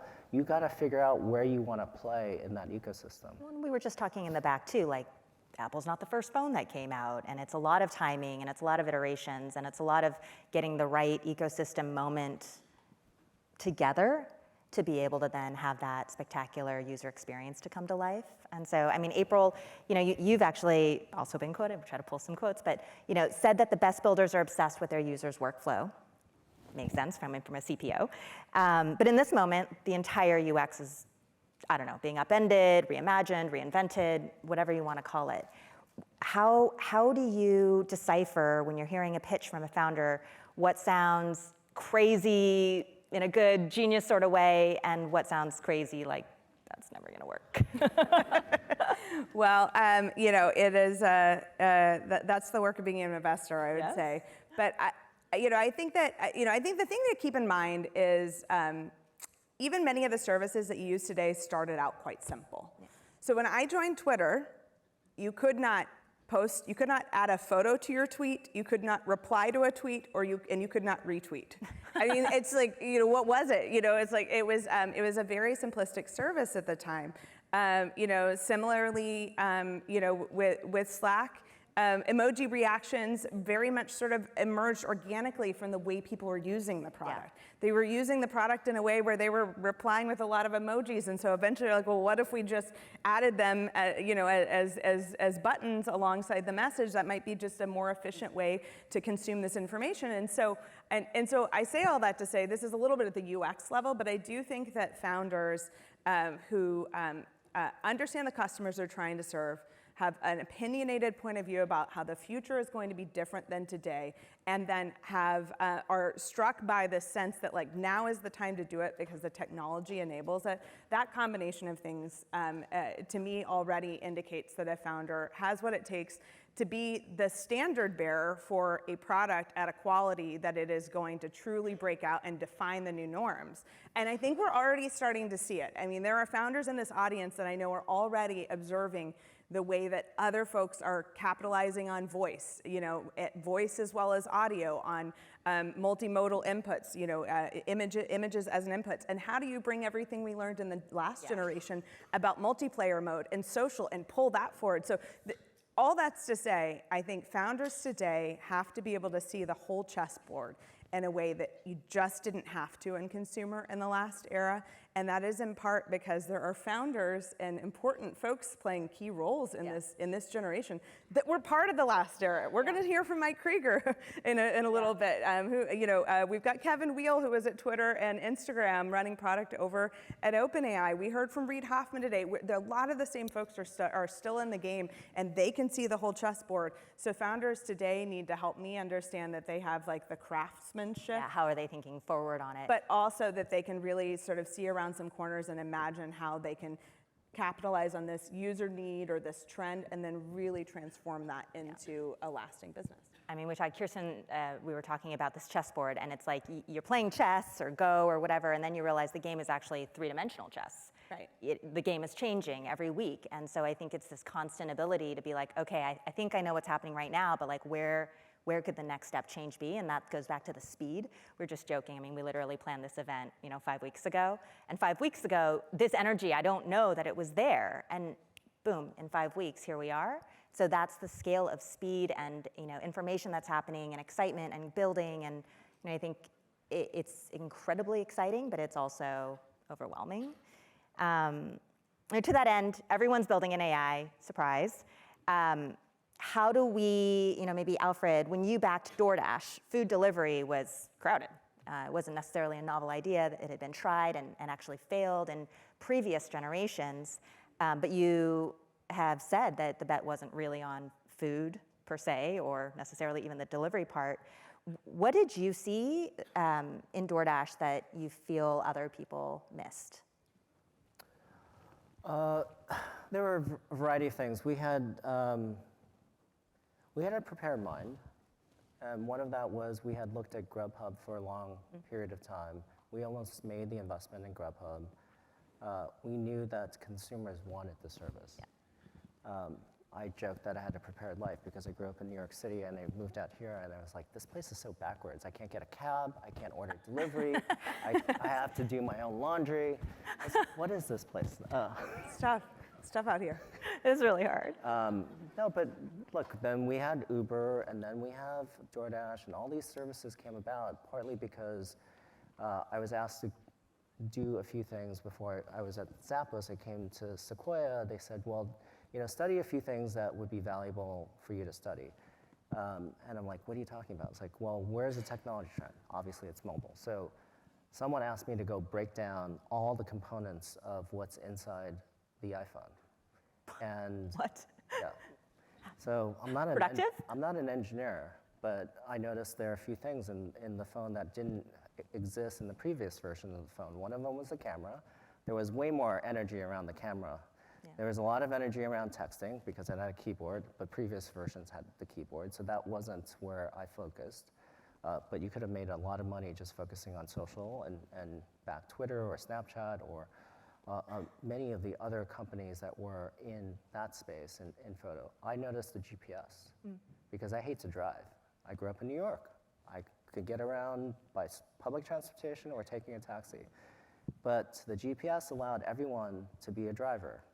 And that powered the gig economy in a way that I don't think anybody quite appreciated. Yeah. And so as a founder, you can also get insights like that. What is the LLM, which this is what we're talking about. AI has existed for a long period of time. There's been very different versions of AI.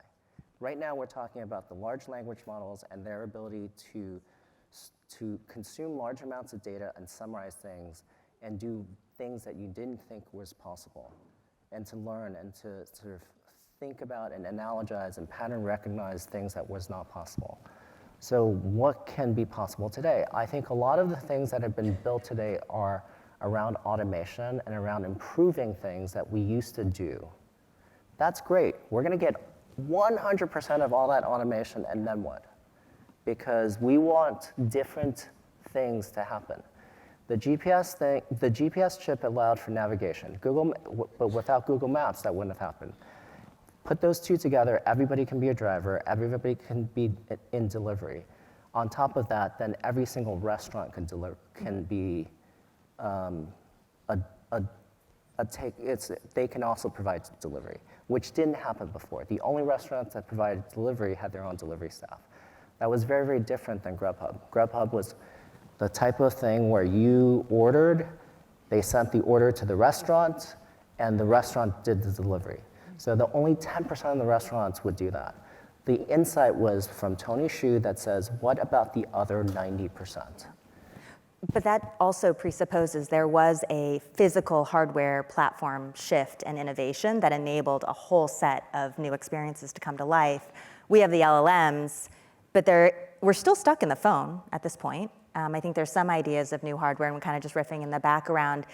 Are there new hardware sort of devices to conceive of? You know, we had Andromeda up here with a robot. Are there different form factors out there that really do unlock like new experiences where you're not still going into an app? Like, is the app where we should be focused?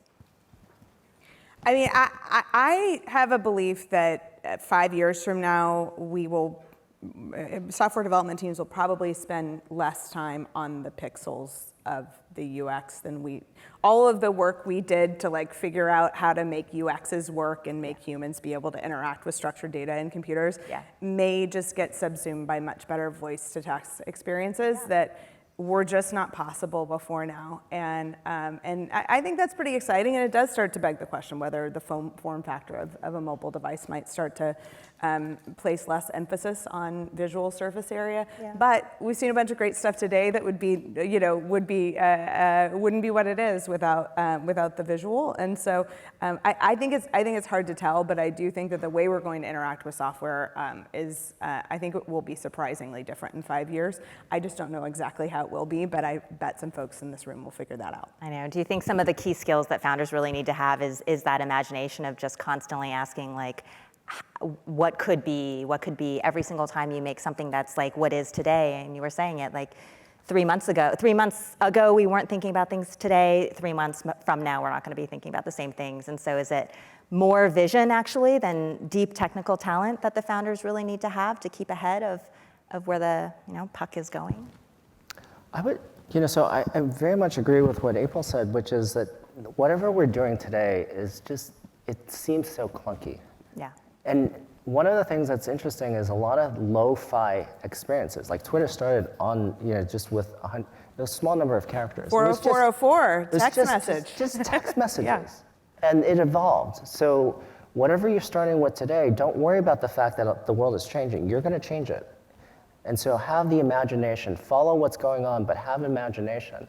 And vision is like, oh, this thing out here. But have imagination along the way and change your product, because it started with text messages. This is a full-featured app that X is today. When you should ask Mike Krieger, why did they pick this grainy square box to take your photos and make your already grainy photos back then, because the camera wasn't that good, even grainier. Yeah. Because it looked supposedly better. And it took out all the imperfections because the camera wasn't that good. So just have the imagination of that, and then have the imagination to take that away because it no longer serves a purpose. Yeah. The hype to cringe pipeline is like so much shorter now too. So I feel like that also must be taken into consideration. Yeah. I just looked at the clock and we are done. So 20 minutes goes fast. I don't know, we just started. I hope something came out of that, but maybe as a quick wrap, because I do think it was helpful when we had the interview with Reid just to like end with a little bit of advice, or maybe a plea or a request for something that you want to see and you want to invest in, to just leave the audience with. Ooh, I like that. Yeah. Request for startups. I feel like there are a lot of parents of young adult children who are trying to figure out how to help them find a career. And I think a lot about what will be the on-ramps to a great career, not just in tech, like in all sorts of fields for young people. I'm really interested in companies that are trying to figure out sort of the future of employment, but not in the like desk worker way we often think about it. What Like does I would work have look talked about like? with Slack, but instead, like, no, truly, like, what are how do we create more monetizable, skill set career paths for young people? I like it. What about you? Some advice? Request? So, first of all, thank you guys for having us on here and for putting this together in 4 or 5 weeks. That's amazing. Go Team Forerunner and all of our co-hosts. You even got the mayor to come, but technically he's not the mayor of this area because the Presidio it is a Presidio federal trust. land. I have a point to make here because San Francisco only has 800,000 citizens. And if you're building for San Francisco, that's not enough. If you're building for the Bay Area, that's 8 million people, that is not enough. Build for the whole world. There's 8 billion people on this planet that you can build for. So I hope you start from that perspective. Low bar right there. Awesome. Well, thank you everyone for joining us today, and you guys for having a great conversation. Thank you. Starting off part 2 of our pitch showcase, Julie Bornstein, co-founder and CEO of Daydream, joins us virtually.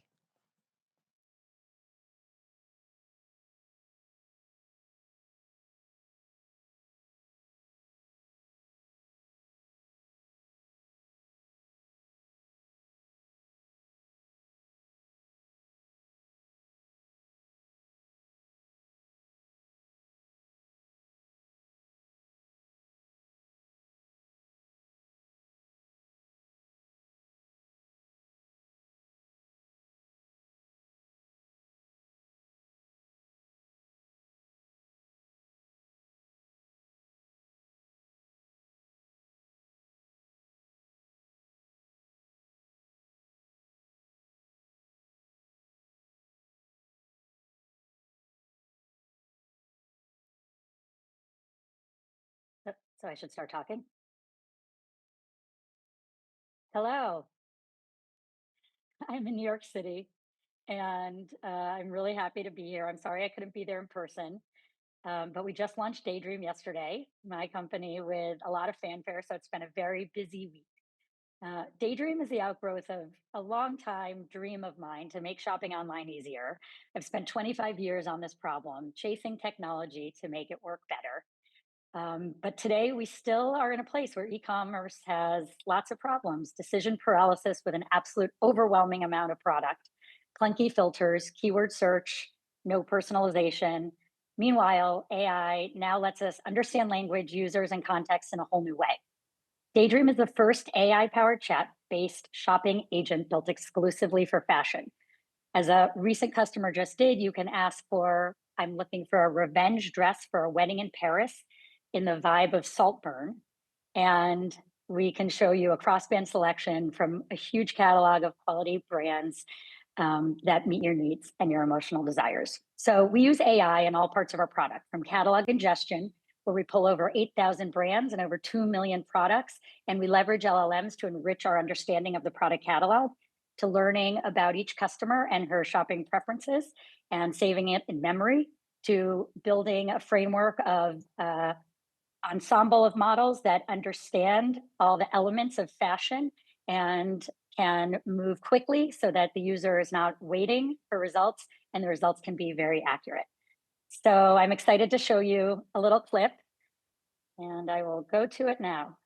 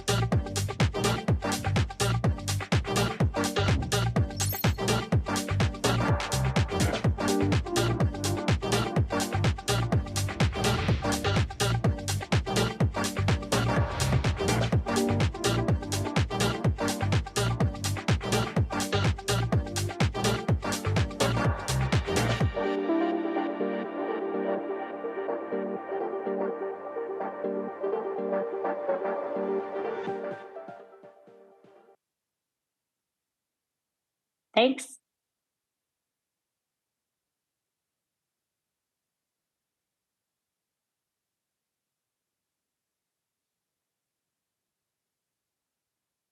Oh, she just disappeared. Are we going to the next person?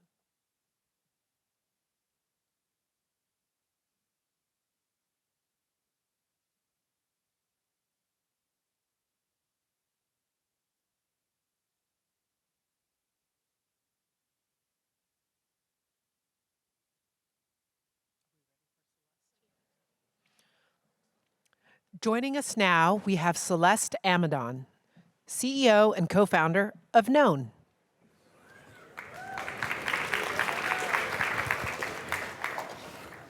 We all know that the future of consumer tech is personalization.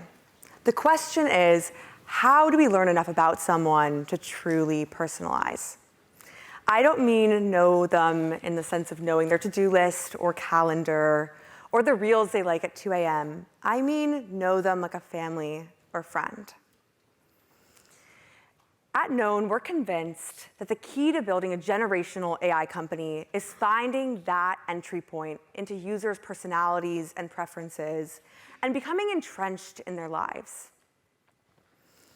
Now, where is the pain the highest and the data the most personal for young people?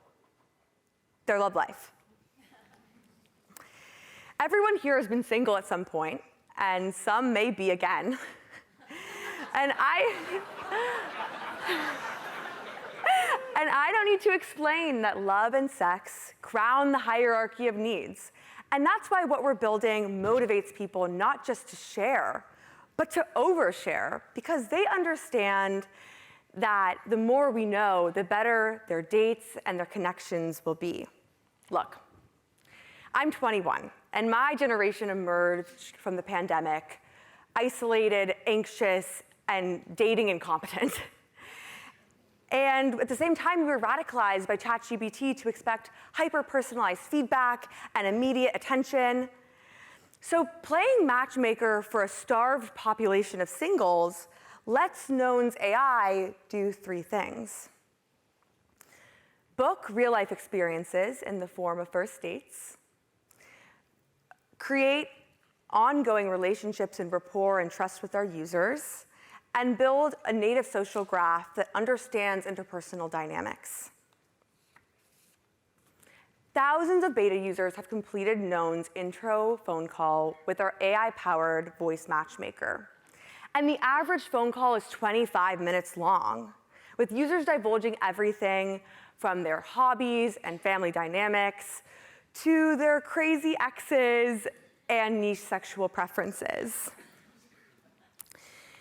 On a typical dating app, that nuance is lost, and instead people are distilled into a handful of photos and attempts at clever one-liners, which keeps users swiping for an average of 6 hours each week, and is the reason that many of the investors in the room have been pitched hundreds of special interest dating apps. Dating apps for rock climbers, dating apps for Mormons, dating apps for cat lovers, and dating apps for every kink imaginable. Luckily, we are at the crossroads for change. Using AI, no one retains infinitely more intimate understanding of each and every user. But instead of broadcasting that data publicly, we keep it on our private backend solely for matching. This approach allows us to wrap up dating apps for every archetype and dating intention into one unified platform designed for scale. That means goodbye one-size-fits-all profiles, chatting, swiping, and niche apps. And hello, more compatible dates. In place of having users create their own static profiles, we generate dynamic custom introductions that explain why two people should meet.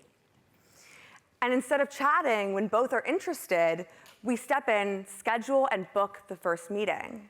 And afterwards, we follow up to collect what is often candid and rich feedback, but it powers our reinforcement learning system and allows us to have deeper understanding of each user based on the impressions that others have of them. Legacy dating apps have backed themselves into a corner with business models that must prioritize user retention over user success. At Known, we understand that people just want tech that can improve their off-screen lives. Matchmaking is our first stop and is lucrative in itself. But by winning dating, we'll create a community that trusts us to plan for them, to advise them, to introduce them to strangers, which opens the door for a platform capable of supporting relationships from friendships to collaboration, while harmoniously bridging the digital and physical world with agentic booking. Our goal is to help people find their people, and for them to feel known while doing it. Now, we opened our beta for this demo. It's been closed before. So I welcome you, after this is over, to try knowndating.com and give me some feedback. Unfortunately, our beta event tonight is sold out. But if you join the list, you can come to the next one. Thank you.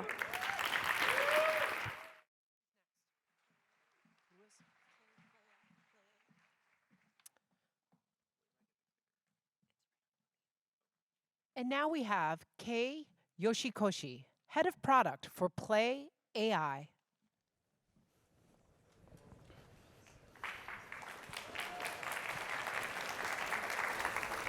Hi, everyone.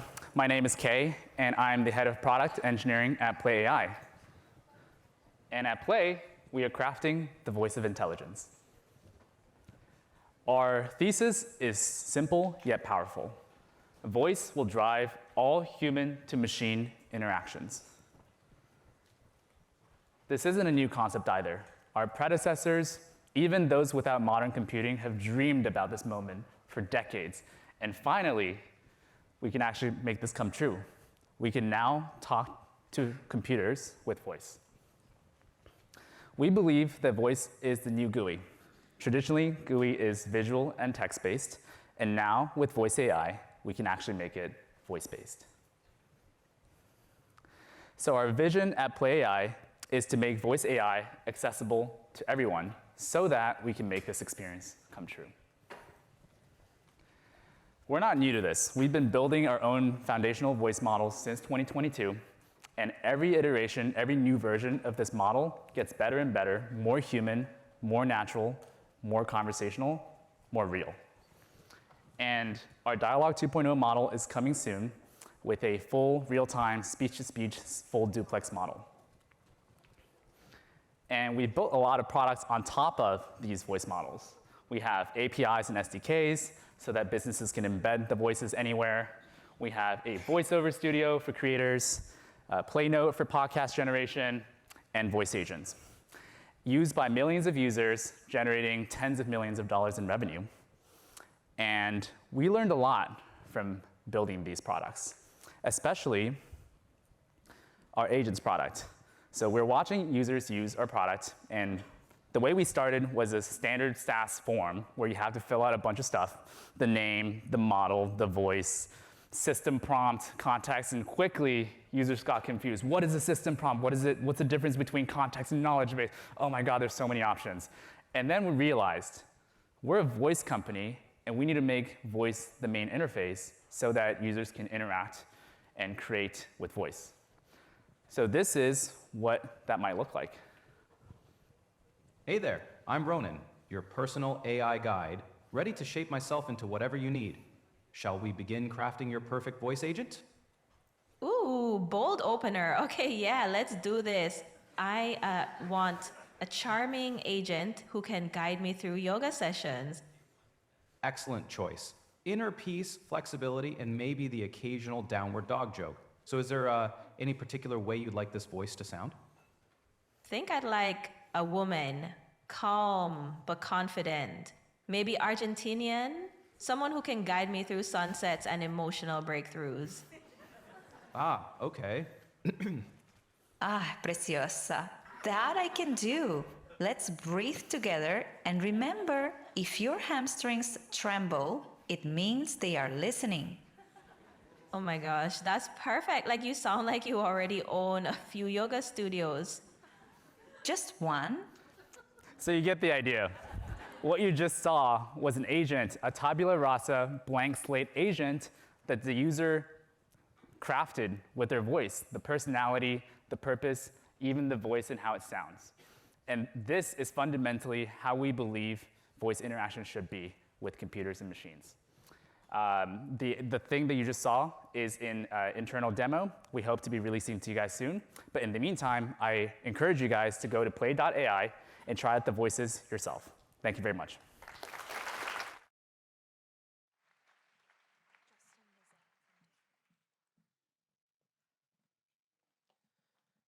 Next up, we have Justin Mazel, CEO and co-founder of Digg.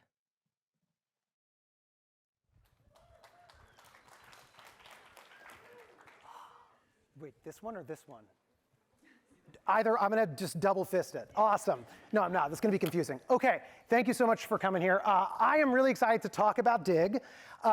So what is Digg? And some of you may know Digg from multiple decades ago, and I get that. But let's talk about this. Digg is building a human-first community. And there's a lot of buzzwords, and I get that. But we're going to be using the best in modern technology to do it, and that includes AI. But we really put the emphasis here on building a human-first community. That is the goal with all of these things. We're going to get into designs in just a second, but I think it's more important before we do that to really focus on what it actually is that we're trying to achieve here. I think right now we're at a time where it feels more polarizing, it feels more isolated than it ever has to some people ever before. And I think that authentic human connection still matters deeply. We need these spaces. And we've heard that term and that phrase before about the third space that has been disappearing, the empty pews of churches, the isolating remoteness that some of us work within, and how it can feel very devoid of other people that surround us. I do not personally believe that the loneliness epidemic that we're a part of is going to be solved by any one agent. It's not going to be solved by any one LLM taking us by the hand and ushering us into the future. I think we still crave authentic, true kinship with the people around us. And I believe that this connection matters deeply. And providing the opportunities to do that is something that I think will take working with technology, not rejecting technology, to build spaces that are discoverable, that help us feel more at home, and ultimately connect with the people that we align with. And that is really, truly what I believe this next future looks like for social. It feels like the time to rethink what all of these relationships look like, to ask ourselves the questions about what makes us human, how is that unique, and how can we show up a little better online. At the very core of Digg, one of the things that we are deeply passionate about is that proof of humanity. I'm spitting, and I'm sorry about that, the front row. What that means to us is how do we make sure everybody who's coming in the doors, we have that verification in place to ensure that the conversations you enter into are with other humans. And that matters when you're sharing parts of yourself. And that matters when you're looking at products and you're looking at reviews and trying to get an idea of what you connect with and why. And that matters when you're looking up a topic and you want to go deeper, and you need information about it, and you want to find the people that you can rely on to talk about these things with. And so that is why we are using a lot of inputs, a lot of information and variables, and some partnerships to ensure that everybody who walks in the doors there is that degree, that trust gradient of humanity for everybody there. And I gotta move quickly. All right, Digg, design stuff. You've seen a lot of this before. It's a social platform in a lot of ways. We have communities that you can join. They are niche-based, and it matters because when you're in this room today, the coolest part about this is the fact that all of us are here for a united reason. Wherever we come from, we're here because we're interested in technology and AI and how humans play a role in all of this. This is what we're trying to build with community. We think a lot about what does it mean to be a contributor in these spaces? What does it mean to say, hey, I show up every day and I want to contribute to the conversation in meaningful ways? That doesn't just mean posting. That doesn't just mean commenting. That can mean discovering and curating, showcasing the best stuff that we have to show, and we want to celebrate people in that. That's why that's a big topic for us. We're utilizing, these are actually some of the older slides, which is okay, but all right, that's fine. It's just the old deck. That's okay, I can talk about it.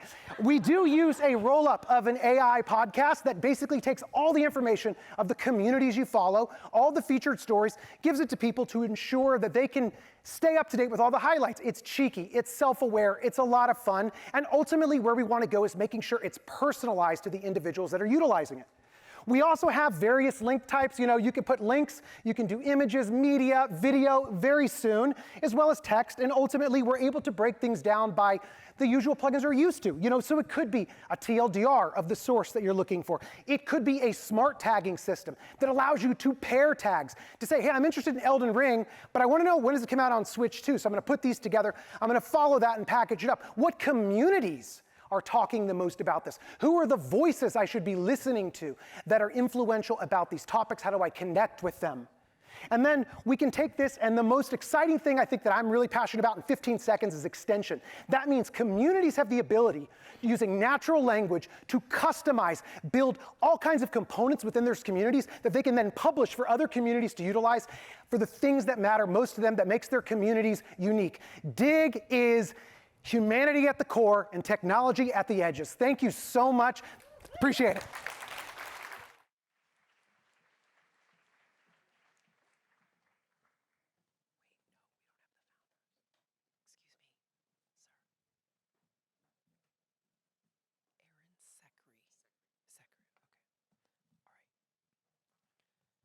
And now we have Aaron Sequoia, co-founder and CEO of Routes.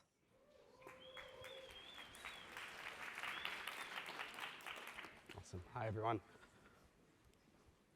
Amazing. So, hi, I'm Aaron. I'm the CEO and co-founder of Routes, and we are a travel experiences company. So, all of you know this feeling.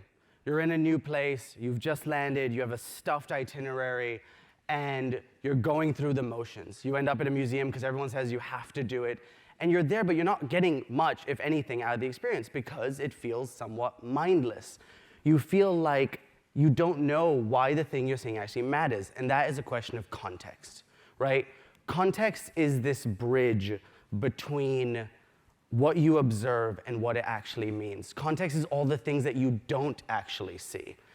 The history, the travails, the work that so many people have put in to make the world what it is today.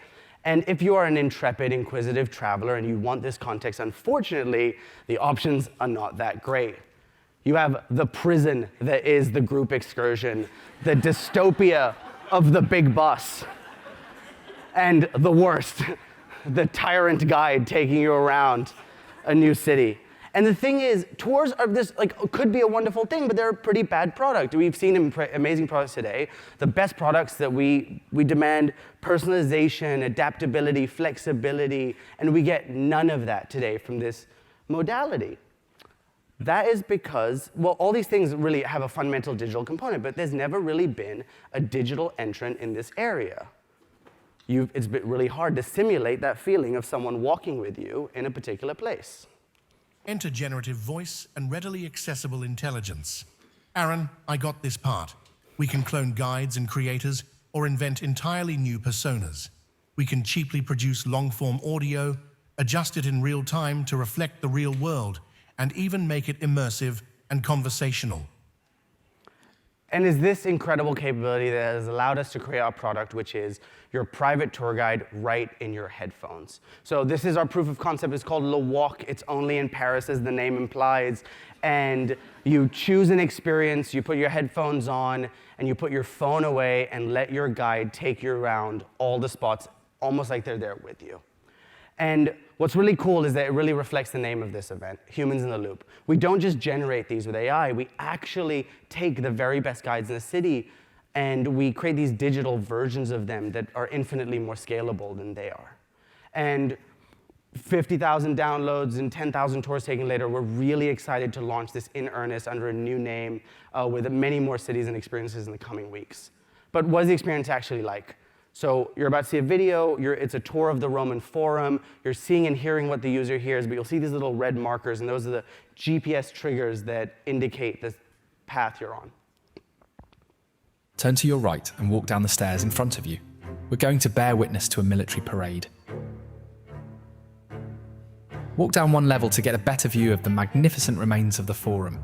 You're looking over 2,000 years of history as you take these steps. Turn right here onto the platform and walk all the way to the corner. The Forum was most alive when the Emperor returned from a successful conquest. Look to your left. The victorious army would march through the Arch of Triumph, thronged by thousands of ecstatic Romans shoulder to shoulder. Soldiers would march up the road in front of you to the sound of roaring trumpets and heavy drums. Between the columns of the Temple of Vespasian and Titus in front of you, there would be a trail of prisoners of war, exotic animals, and lavish displays of plundered treasures. This spectacle and celebration was to remind Rome's citizens and enemies alike of the empire's crushing strength and the emperor's divine favor. And so today, our product is your personal expert that moves with you, but eventually we want to get to anyone talking to you about anything, anywhere. A food tour with Anthony Bourdain in Hanoi, going through the pyramids of Giza with an Egyptologist, going on a scenic run of the Seine with your favorite Olympian. We want this to be constrained only by your imagination. And what we think is super interesting, as a final note, is the last 15 years of consumer products have really forced you to look down and crane your neck into this wormhole of attention. And we often regret it. We don't like it. We don't feel good about it at the end. And it's not just new technological capabilities that we're excited about, but the new modalities that those beget, right? And so the thing that we love most about this product is that it's a product designed to be put away. It's a product that dissolves and allows you the joy of looking up and experiencing the grandeur that the world has to offer. So thank you so much for your attention.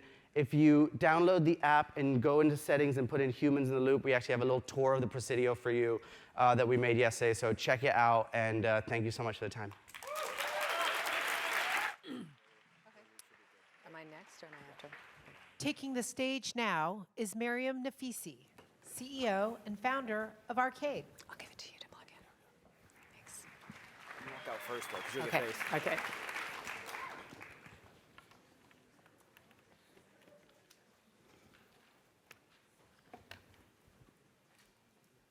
All right. Hi, everyone. Happy to be here to talk to you about Arcade. So let's start with a problem that I think many of you have probably experienced before. You're trying to shop for something super unique. Perhaps it's for your home. Perhaps it's a rug. Perhaps it has to be the right dimensions, the right color and size. And in my case personally, maybe I'm looking for a rug that is inspired by my grandmother's Chinese porcelain collection, kind of koi fish, blue and white. I want a rug, and I start looking and looking. I look through pages on Etsy, Wayfair, Pinterest, and I can't find anything. And maybe, in fact, it's because it doesn't exist. And maybe there's a possibility that I could turn my thoughts into things. And that's what Arcade is here to do. We're here to turn your thoughts into things, and we're the first idea to product marketplace. Let me give you a peek at Arcade. So you can come to Arcade. You can see things that other people have actually made with AI, with their prompts and images, or you can actually create something. Let's try creating my koi fish rug. I'm going to type it in. I can also upload an image to create. And then instantly come choices. Unique rugs that have never been Actually, they've never existed before at all. They're all generated via diffusion models, and you can see that their prices instantly, all the products are instantly priced. You're instantly matched with a maker because all of the data that's being used to create these products has been coming from the supply chain and the marketplace that we've been building for a year and a half before we launched in September. We built a global supply chain and marketplace. And all of the data is trained on exclusive and proprietary data from manufacturers. So now I can take this rug, I can put fringe on it, I can change the size, I can edit it with AI, I can change really anything about it. I can take some fish off, add some fish on, put it in the cart, check out. Another project I'm working on personally is my outdoor sofa. I can create some, it's summertime, I want to create some outdoor pillows, and in my case, I want a mulberry tree on my pillows with a green backdrop. Here, what we've done is actually created artist models. We've invited Minted, which is the other company I founded many years ago, Minted artists to come on board, and we've gained their permission to train artist models on their unique artist data, so that when you prompt, you actually are able to choose the aesthetic and the style that you want. No need to settle for the output of a generalized model, or try to figure out your appends. Here you can actually surf through and find the aesthetic of exactly the artist you want, and buy the thing you want, put it in the cart, check out. Lots of really endless sizes, endless colors, endless customization opportunity. So what does this all really mean for the future of commerce? What's the implication of the fact that now anyone can create a product? Well, first let me talk about the tech underlying the platform.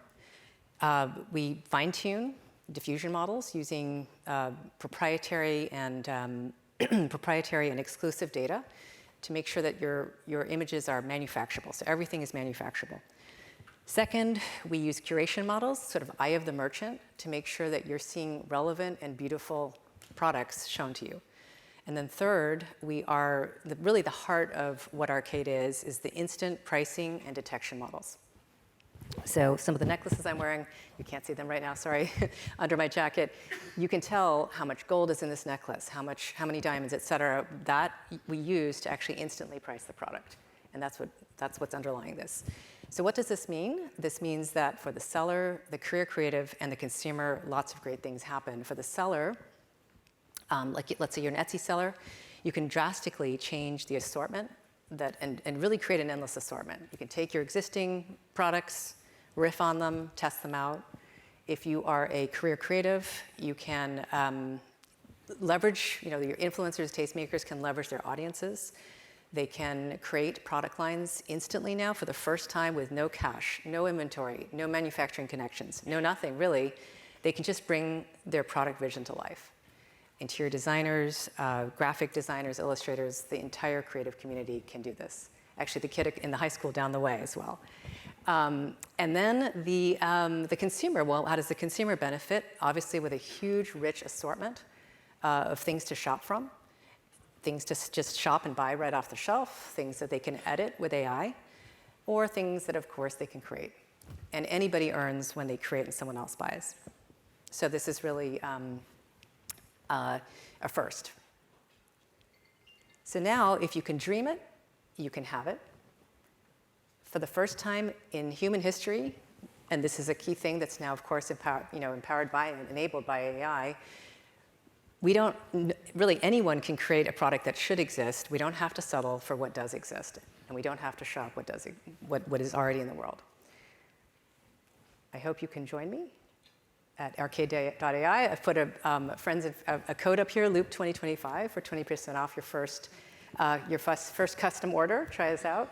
If you could dream it, you can have it, arcade.ai. Thanks, everybody.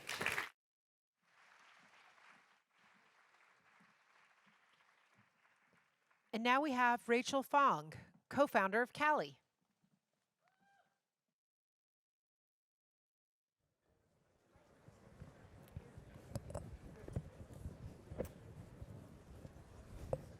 All right, well, hi everyone. My name is Rachel Fong, and I'm one of the co-founders of Callie. And we are building a novel digital health platform for eating disorders. And the problem of eating disorder care is really personal to us. So my own story is that I used to be a food influencer with over 1 million subscribers on YouTube. I used to be a host on The Today Show, on Disney Channel. But what folks didn't know was that behind the scenes, I was actually struggling with an eating disorder myself. So this is an article published in People magazine in which I spoke up about my own struggles. And the issue here is that this is not an isolated incident. So actually 9% of Americans, that's almost 30 million Americans, will experience an eating disorder. The problem is that care today is currently expensive. It often feels clinical and unfriendly, as you can see by status quo today. And then there's also a lack of support in between sessions for an eating disorder patient. So let's take a look at this last point in more detail. So this is the current experience for an eating disorder patient. What this looks like is, as a patient, I see my clinician, and then I might wait 7 whole more days before my next session. The issue with that is that in between these sessions, patients are eating up to 5 times a day, they are getting dressed in the morning, and experiencing basically a whole host of other triggers as well. So luckily, this is the perfect place for an AI agent to intervene. So what we've built at Callie is a platform where basically a clinician plus an AI agent work together to provide continuous care and fill these gaps. So let's take a look at each one of these pieces in more detail, both the clinician and the agent side as well. So on the clinician side, this looks like a pretty standard telehealth experience. I see my clinician, and then our secret sauce is really our AI agent. This is Callie, and it's currently the leading consumer product for eating disorders. So the way these two pieces work together is that the clinician can put a care plan into Callie. Callie helps the patient adhere to their care plan, and then Callie brings adherence data back to the clinician, overall leading to this cycle of continuous care that ultimately leads to better patient outcomes. So let's see what Callie looks like in action. So this is, let's see.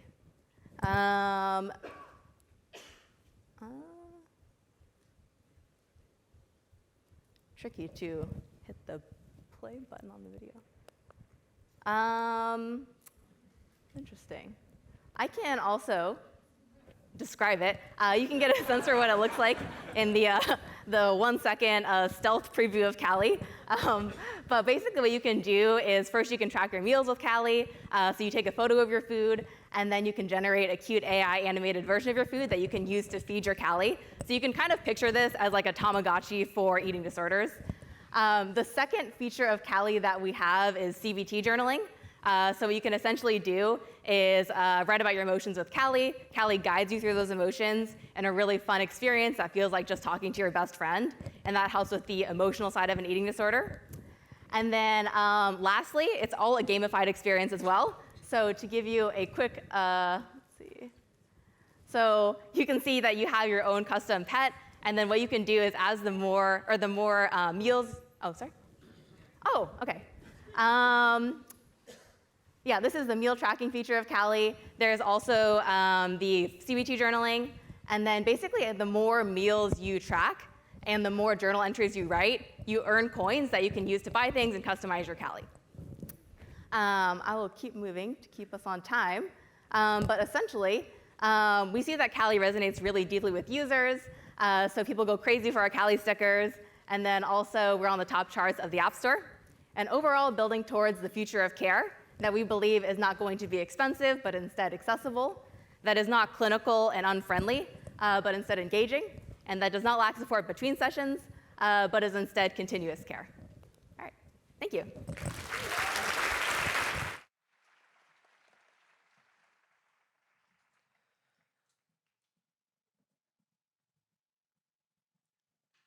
Next up, we have Casey Winters and Ludo Antonov, co-founders of SuperMe.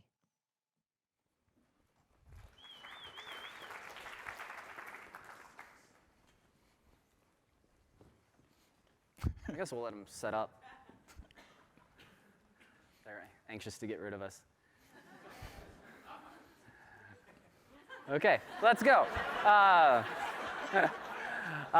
We're SuperMe, the AI native professional network. So over there, that's Ludo. I'm Casey. I was most recently the chief product officer at Eventbrite. Ludo was most recently the head of engineering at Whatnot. Before that, Ludo led Rider and growth engineering at Lyft. We used to work together at Pinterest. I led growth product, he led growth engineering. Ludo helped build the early Hulu product, and I led growth at Grubhub from a Series 8 IPO. So we like to joke that we've been in consumer since before it was uncool. But why are we building what we're building? Because professional networking and knowledge sharing is going to be forever changed by AI. And lots of changes have already happened. So there's been this massive public to private shift in exchanging business knowledge, a lot of private WhatsApps, a lot of private Slacks. And real knowledge is being shared there instead of on X or LinkedIn, which has a lot of AI slop.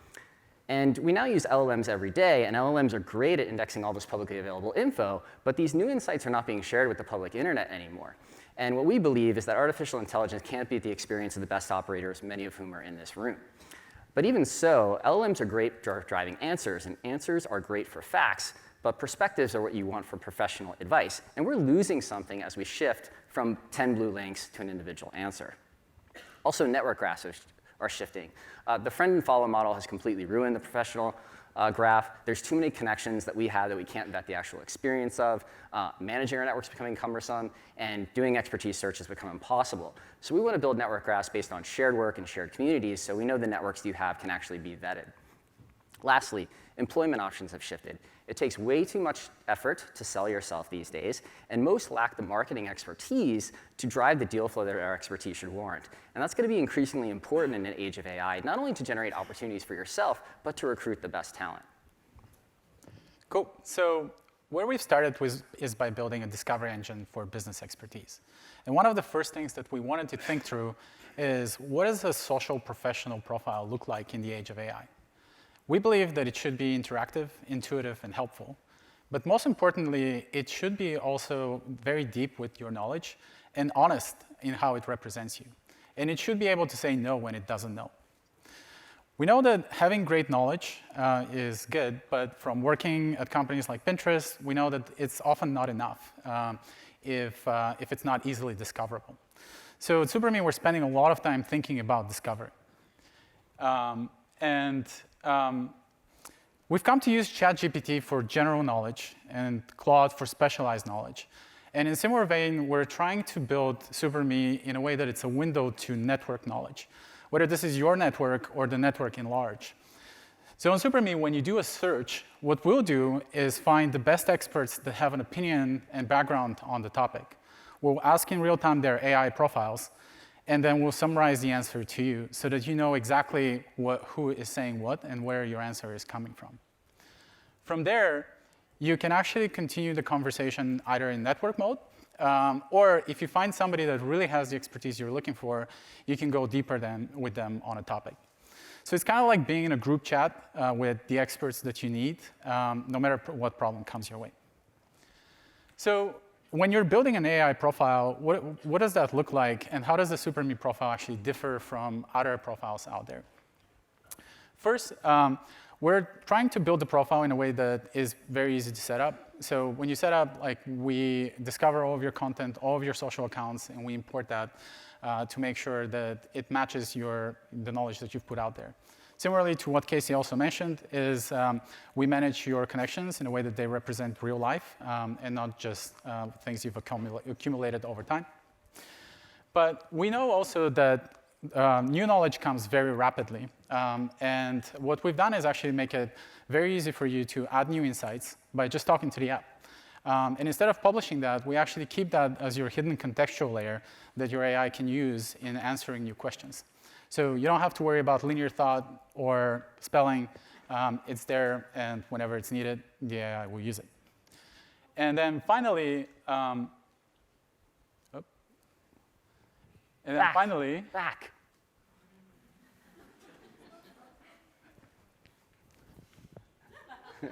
And finally, conversations actually work differently on SuperMe. So on SuperMe, when somebody actually asks questions of your profile, you can follow along on the thread.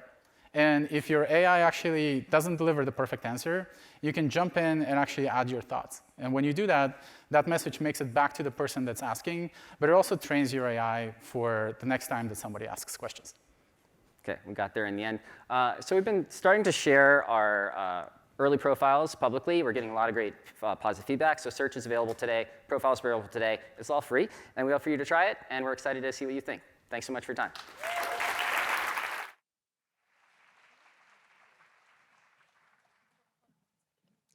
Excuse me, sir. Dorian Dargan?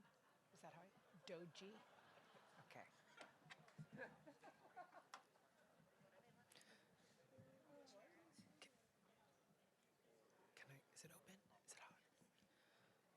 taking the stage now is Dorian Dargan, CEO and co-founder of Doji.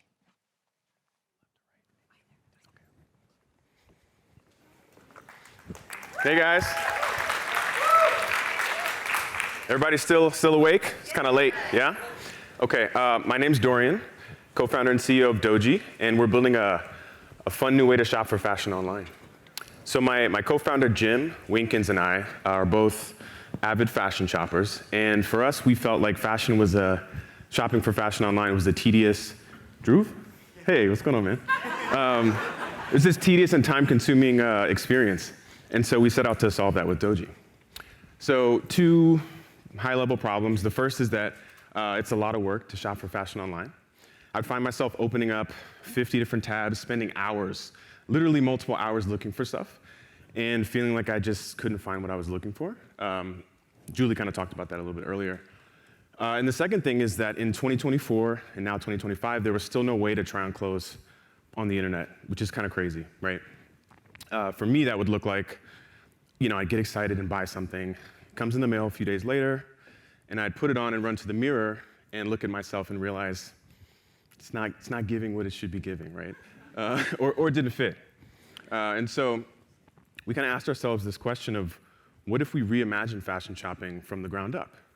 What if it was this thing that was more imaginative and more fun?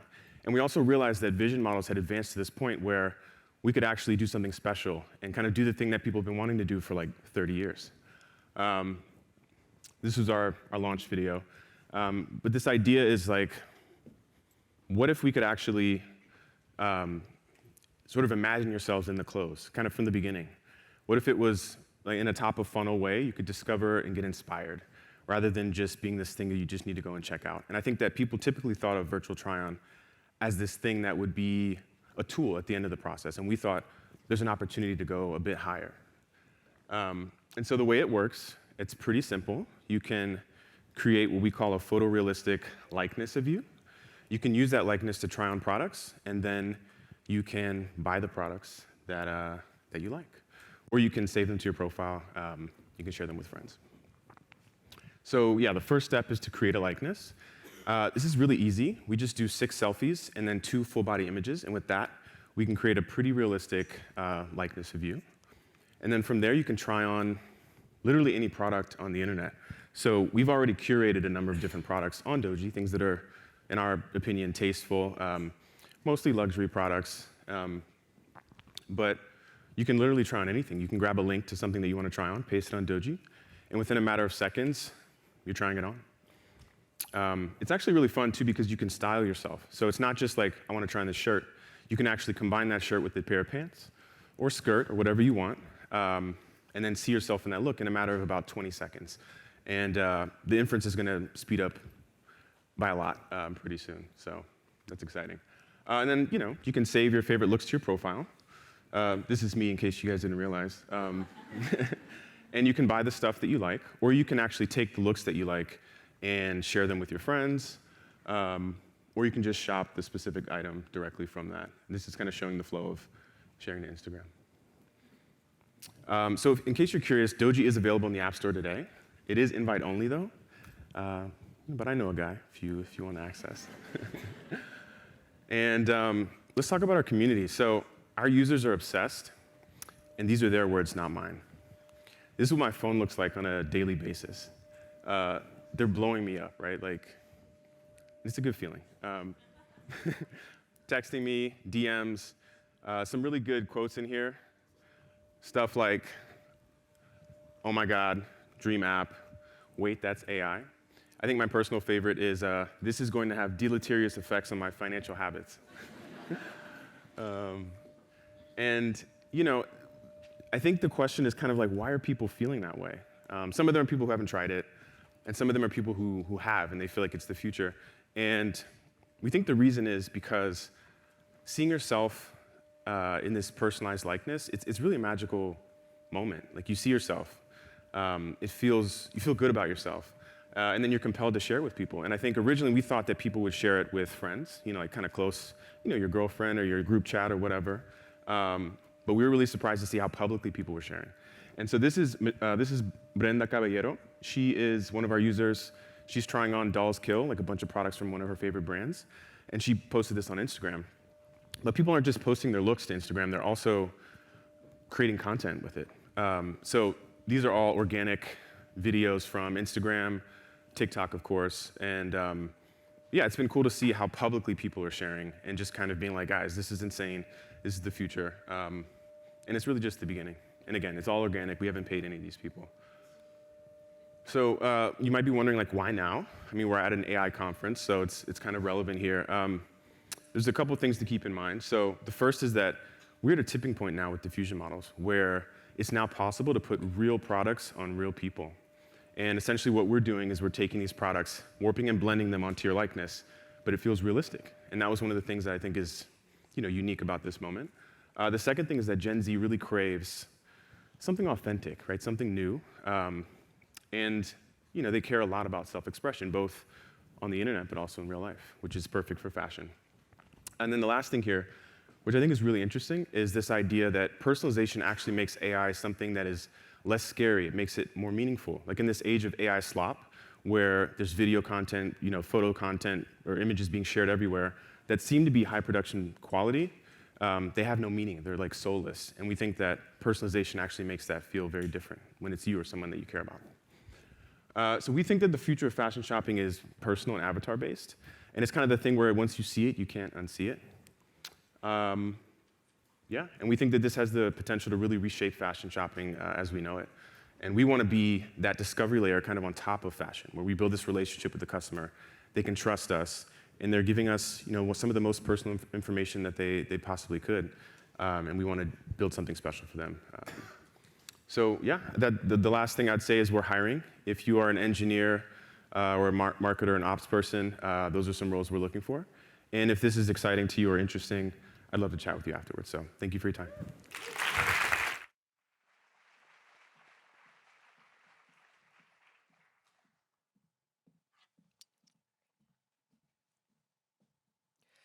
And closing our pitch showcase, we have Leisha Lee, founder of Rosebud AI. Thank you.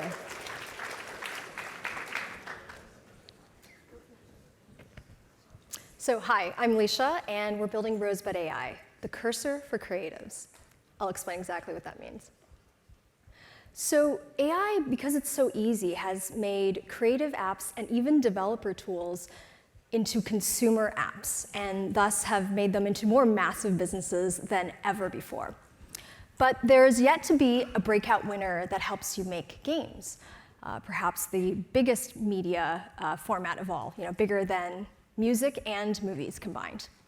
I'm here to show you that Rosebud is positioned to win this. First, let me show you how easy it is to build and to deploy on Rosebud.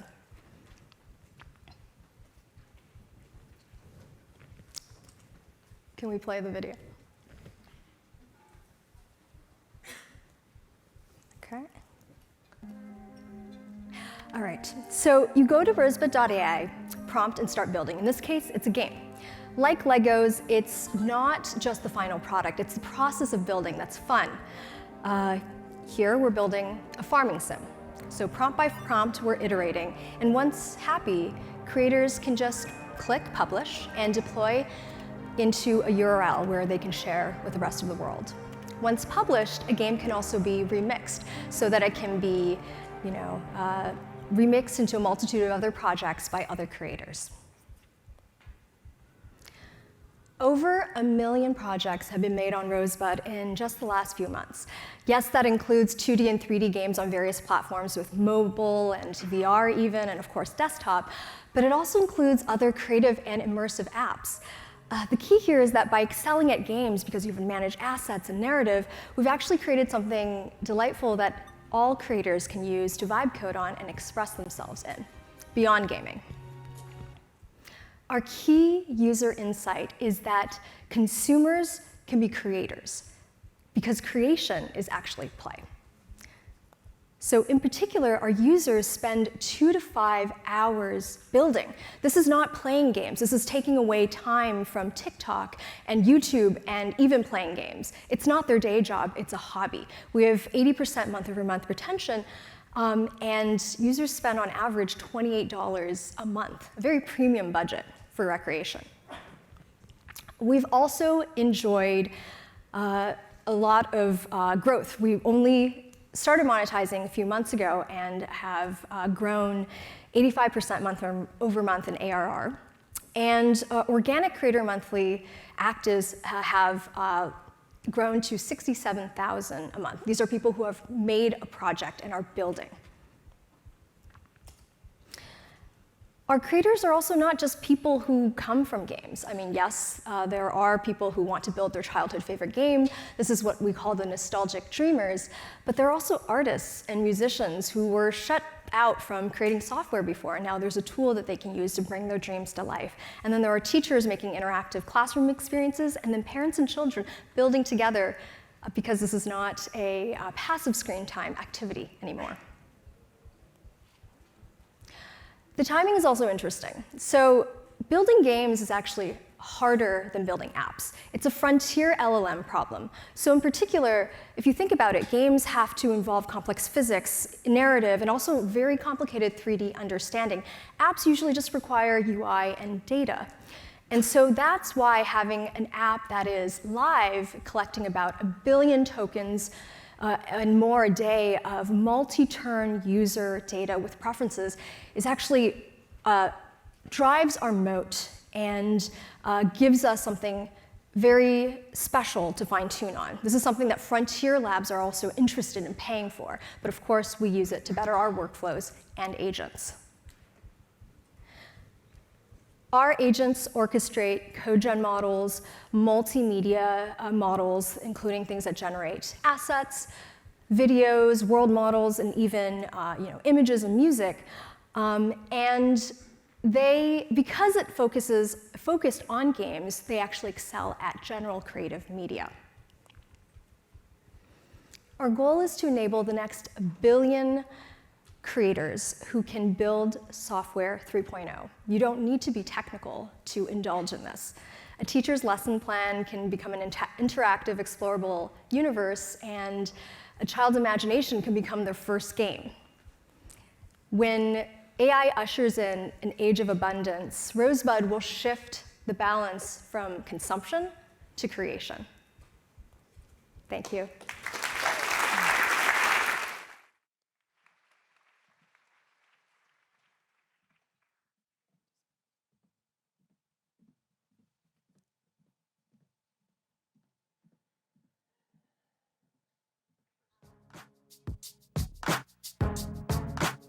A minute to talk, a dance, and I wanted just to say thank you to everybody. I can't remember the last time I was at a conference and the room was full at the very end here.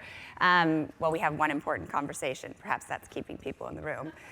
But this afternoon has exceeded any sort of hope we had going into it, and I think that speaks volumes, and I want to just acknowledge and say thank you to the 20 founders that came up here to share and give their presentations.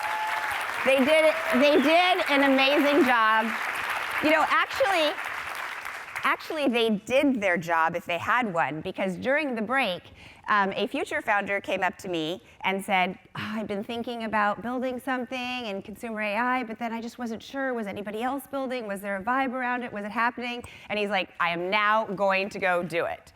So I think that's what we wanted.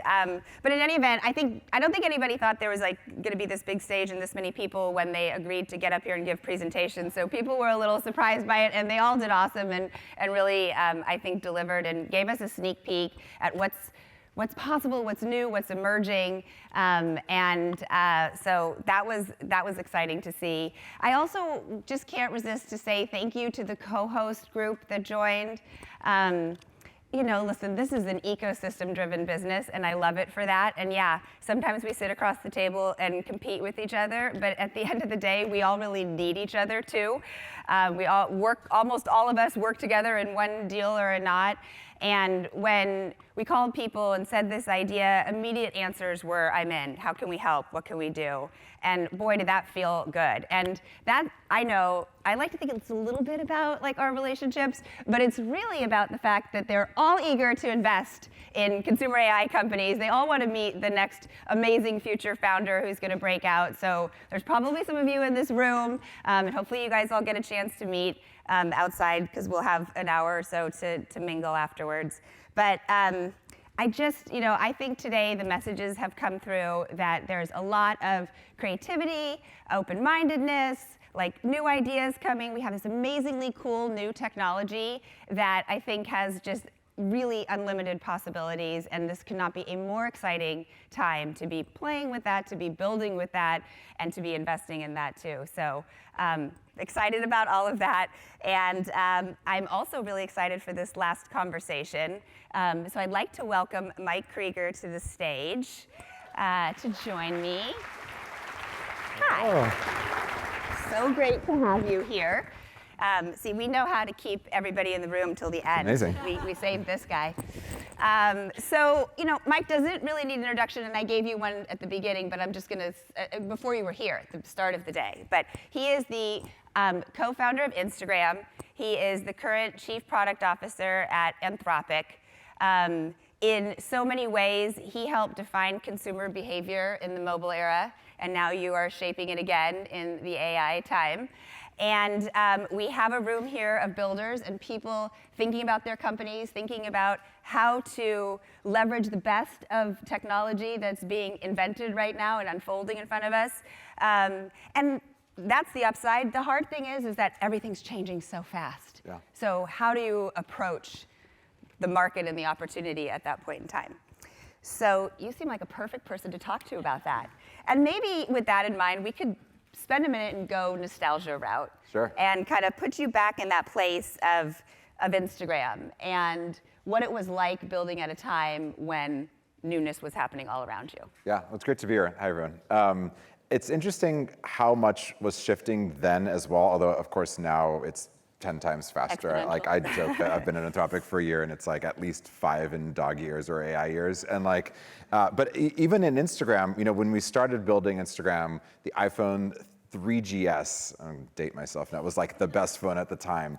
And the camera was really bad. It was like the 3rd iPhone ever, and the camera was terrible. And the iPhone 4 came out basically like right as we were ready to launch it. And in a similar way that like you feel like you catch the wave perfectly, and that makes all the difference. And I know that's happening to many of your companies as you, like I hear all the time from companies like, I was trying to do something for years, and then Claude 3.7 came out, and then now my startup makes sense. Like that kind of like shift and like rising tide really happened at Instagram as well. And you could kind of start to see the trend. The first iPhone had like a very, very bad camera. The next one was better. So you're drawing the dots on the graph and then figuring out if your company is going to make sense based on that particular evolution. But that was very much what we were trying to do. We were excited about mobile. We were starting from a blank slate, like many of you are as well. Like you're not encumbered by the previous sort of generation of product that you're building on top of. And for us, that was great because we could start being mobile only, and that was like like a very different strategy. And then when the right sort of device hits, cell phone networks improve, and your product is there to meet the moment, like that triangulation is what really like got us to take off that year. And I mean, obviously you can't really plan for that all to happen. So I guess is the name of the game to like stay in the game long enough to get all those stars to line up? Or when you think about kind of where you're building and what's happening around you, how do you take that into consideration? I think in a similar way, you're pushing the bounds of what's possible, and the art of, I think, product, as it was then, but I think it's even more so now, it's just on a faster timeline, is not building so far into the future that you are going to run out of money before that future arrives, but building enough that you're not just a sort of Me Too product in that same amount of time. And an example from Instagram, the product we worked on before Instagram was called Bourbon, and we actually had video uploads in Bourbon. It was like this location sharing thing. And we chose not to include video in Instagram because the networks just weren't ready. Like if you lived in San Francisco or at the time in 2010, like it was very, very slow internet here. Hard to believe nowadays, but we would test it and be like, this is a terrible experience. Like it's going to take 10 minutes to upload a video and it's going to look bad. And so we made the choice to not launch with video and just focus on photos. If we'd launched with videos, people would probably be like, this is like, it's too slow. The networks aren't ready for it yet. And so I think that's the calibration and that's the art of, I think the companies that have been successful in AI are the ones that were building at that edge, but not so far that they were falling over themselves, but like ready to catch that next sort of like wave. And so I think that's what you have to do is just stay curious, but also stay at that like, really aware. Really aware and calibrating where you are on that. Like, have I gone too far? No, like, all right, this is possible. It's possible in one model generation leap, not two is probably the right place to be. One other way in which I think that Instagram stood out at the time was your product was restrained and focused. And, I guess, like, how do you think about, was that a thing? Like, how do you think about that in the context of maybe building or approaching things now? Yeah, I mean, for us, it was a combination of necessity and philosophy. So necessity was there were two of us, and this was before there was anything like, Claude Code or anything, right? It was the two of us using like Xcode in 2010. It was like rough times, right? And we were very slow to hire. We hadn't built the team, so we had to focus. Like we just couldn't afford it. And we also were very much in the Eric Ries lean startup like doctrine, right? We were like, we had like, you ain't gonna need it, like Yagni, like that was like things that we would say to each other. Sounds super cool, right? And so it was a combination. It was even if we were like 6 or 8 people, we probably would try to be focused, but because we were 2 people, like literally every day, we ran the whole company, again, before the age of linear or anything like that. We ran the whole company on Google Docs, and we would start the week with, what are the 3 things we're trying to get done this week, and does it solve one of the 3 problems that we said we were gonna solve with V1? And if not, we're like, just not gonna work on it this week, and it was like very, very focused, but it led to a product that had like a kind of simplicity at its core. I think it's a different challenge now where, in some ways, you can compose a brand new feature and have Claude or, their model like help you code it pretty quickly. I think it's almost more important now to be that editor and say, all right, this thing is not, easy to, use. Like, we're gonna rip it out. We're gonna pull it out. Like, let's focus on like, it's still the essentials. Because that's like, people ask me sometimes like, what's similar and what's changed? People fundamentally have not changed that much. Like they have limited attention spans. They just want to solve their problems. They don't understand the 30 hours of product conversations you had before you shipped something. They're just seeing the thing at hand. And so the problem you're solving or the thing you're trying to deliver at the end is still like the same. Like it still needs to be crisp and clean and understandable, but the route you can take to get there is now maybe more rapid in some ways or complicated in other ways. Well, of course, that was a topic that I was really interested in getting into, which is, what is different and what is durable about building in this AI environment today versus in past cycles. Yeah. And so I think your point about the fact that like you can do so many more things now. So if you kind of made the most of your challenge before, which is being resource constrained, now there's all these enablers to do more, and how do you balance that? Yeah. But just one thought there too, which is one of the like kind of core engineering principles we had at Instagram was to basically build every feature so that if we decided it wasn't a good idea anymore, we could remove it without sort of affecting the rest of the code base, which took more work up front, but it was really interesting. Like we built a whole feature which maybe would have done well like 4 or 5 years later, but the like tech wasn't ready for it. Where like you could like there was a whole virtual gifting thing. We were like studying what was happening in China. We're like gifts are interesting. We built a whole gifts like feature. It was in like a gift subdirectory, and then we got to the end. We're like, this feature sucks. Like we're just gonna crush it or delete it.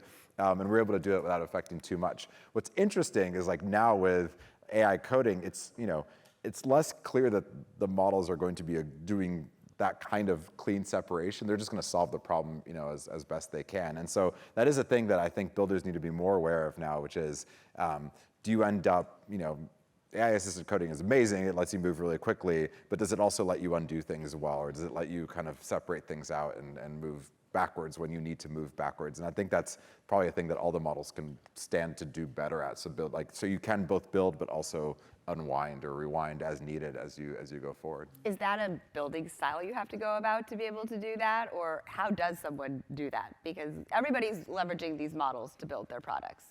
Yeah, I mean, I think for me, it's like two thoughts. One is I think the value of a prototype is ever greater, and I think one of the changes we've made at Anthropic and how we build is just being so much more prototype driven. So upfront investment that we did that actually has paid real dividends is getting kind of like basic building blocks where our product managers can mock up something that could go in Claude.com without having to go touch the code base. Or if they do touch the code base, it all stays local. We just had our kind of quarterly hackathon, and it was awesome because the PMs and the designers and engineers were all building now that there's like these tools, but building prototypes, right? So I think like the value of get it constructed, put it in front of people.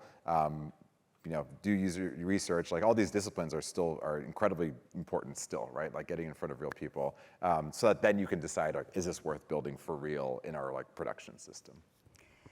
A lot about what we want to talk about with you has to do with right now what we're talking about is product. But while you bring up a hackathon at Anthropic, I am reminded of the question that we started the day, which is, when you have these big, gigantic companies that are so well-resourced, whether they're new, big, gigantic companies or Google-style big, gigantic companies, how do you think about like where to build? Yeah. Like you gotta build with them, but like where are they going? What's the surface area that's theirs? What's the surface area that's ours? And so like, what happens at a hackathon at Anthropic? Are you like, is it open season for anything to see how your technology plays? Are you like, tell us. It's such a good question. I hadn't thought of it in that way, but I think if you were a startup founder and you walked through it, like, I think you would be surprised about how many ideas, or maybe you wouldn't be surprised. I think we've been like primarily a platform sort of company, but a lot of the ideas were, all right, what if you could take MCP, like the Model Context Protocol, and make it more secure or easier for end users to adopt so that like other people can build on top? Or how do we make it easier for people to code agents against our platform? So it's actually a lot of our ideas around how you enable other developers, which was interesting. I think speaks to the kind of culture of the company. Okay, well, that's great. So that's you helping everybody build their company. And much more on that. And actually very few, which maybe is a reflection of just the people we have, or maybe, I don't know. Now I'm going to go think about this question after this talk. But there were very few like things that like you would feel like should be startups tomorrow, if that makes sense. It was a lot more either like really out there applications, like can we use Claude Code for bioinformatics, which is like, the study of DNA and like drug interactions, and the answer is yes, which is kind of wild. And it's like not production ready, but it's like kind of an interesting exploration, or developer ideas. And then some really like wacky internal experiments, but very few like, what if it was like AI, but applied to this product domain? But back to your original question, I think, maybe again on the theme of like everything old is new again. I remember like being inspired about this idea of like getting out of the building, right? You can get very much enamored with your own ideas, and it's like nothing is as humbling as the first time you put your product in front of other people or like what you want to solve for people. I remember when I was still at Stanford and doing the D-School classes, like we did all this need finding for what did farmers who go to the San Francisco farmers market need from technology, and then you like go talk to them and they're like, we don't want technology, we just want to like sell our produce. And you're like, but if it was technology, what would it be? And they're like, no, we really don't want anything.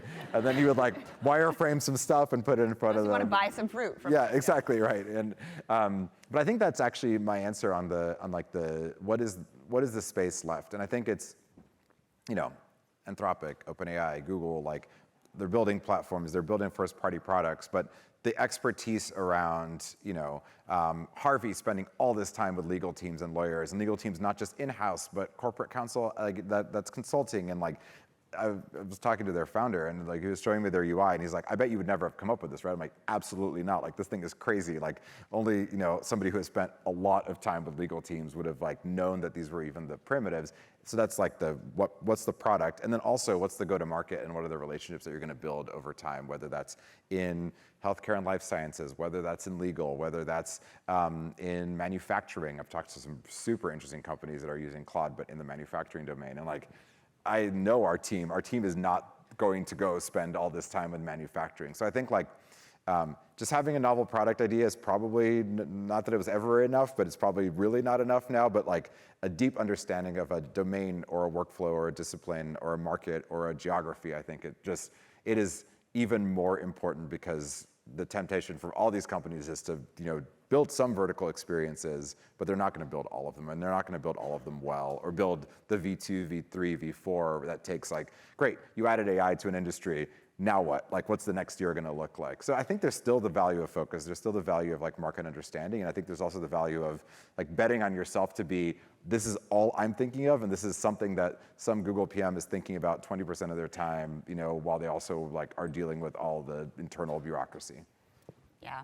I mean, I think we've been talking about that in many ways today, or it's been demonstrated through the products, which is, I think when you're building a product for a user, there are all those different dimensions that you need to think about. And obviously, like, technology is underpinning the product, and it's the enabler of the product. But you're right, there's all these other avenues that you have to be good at, and they're important too, right?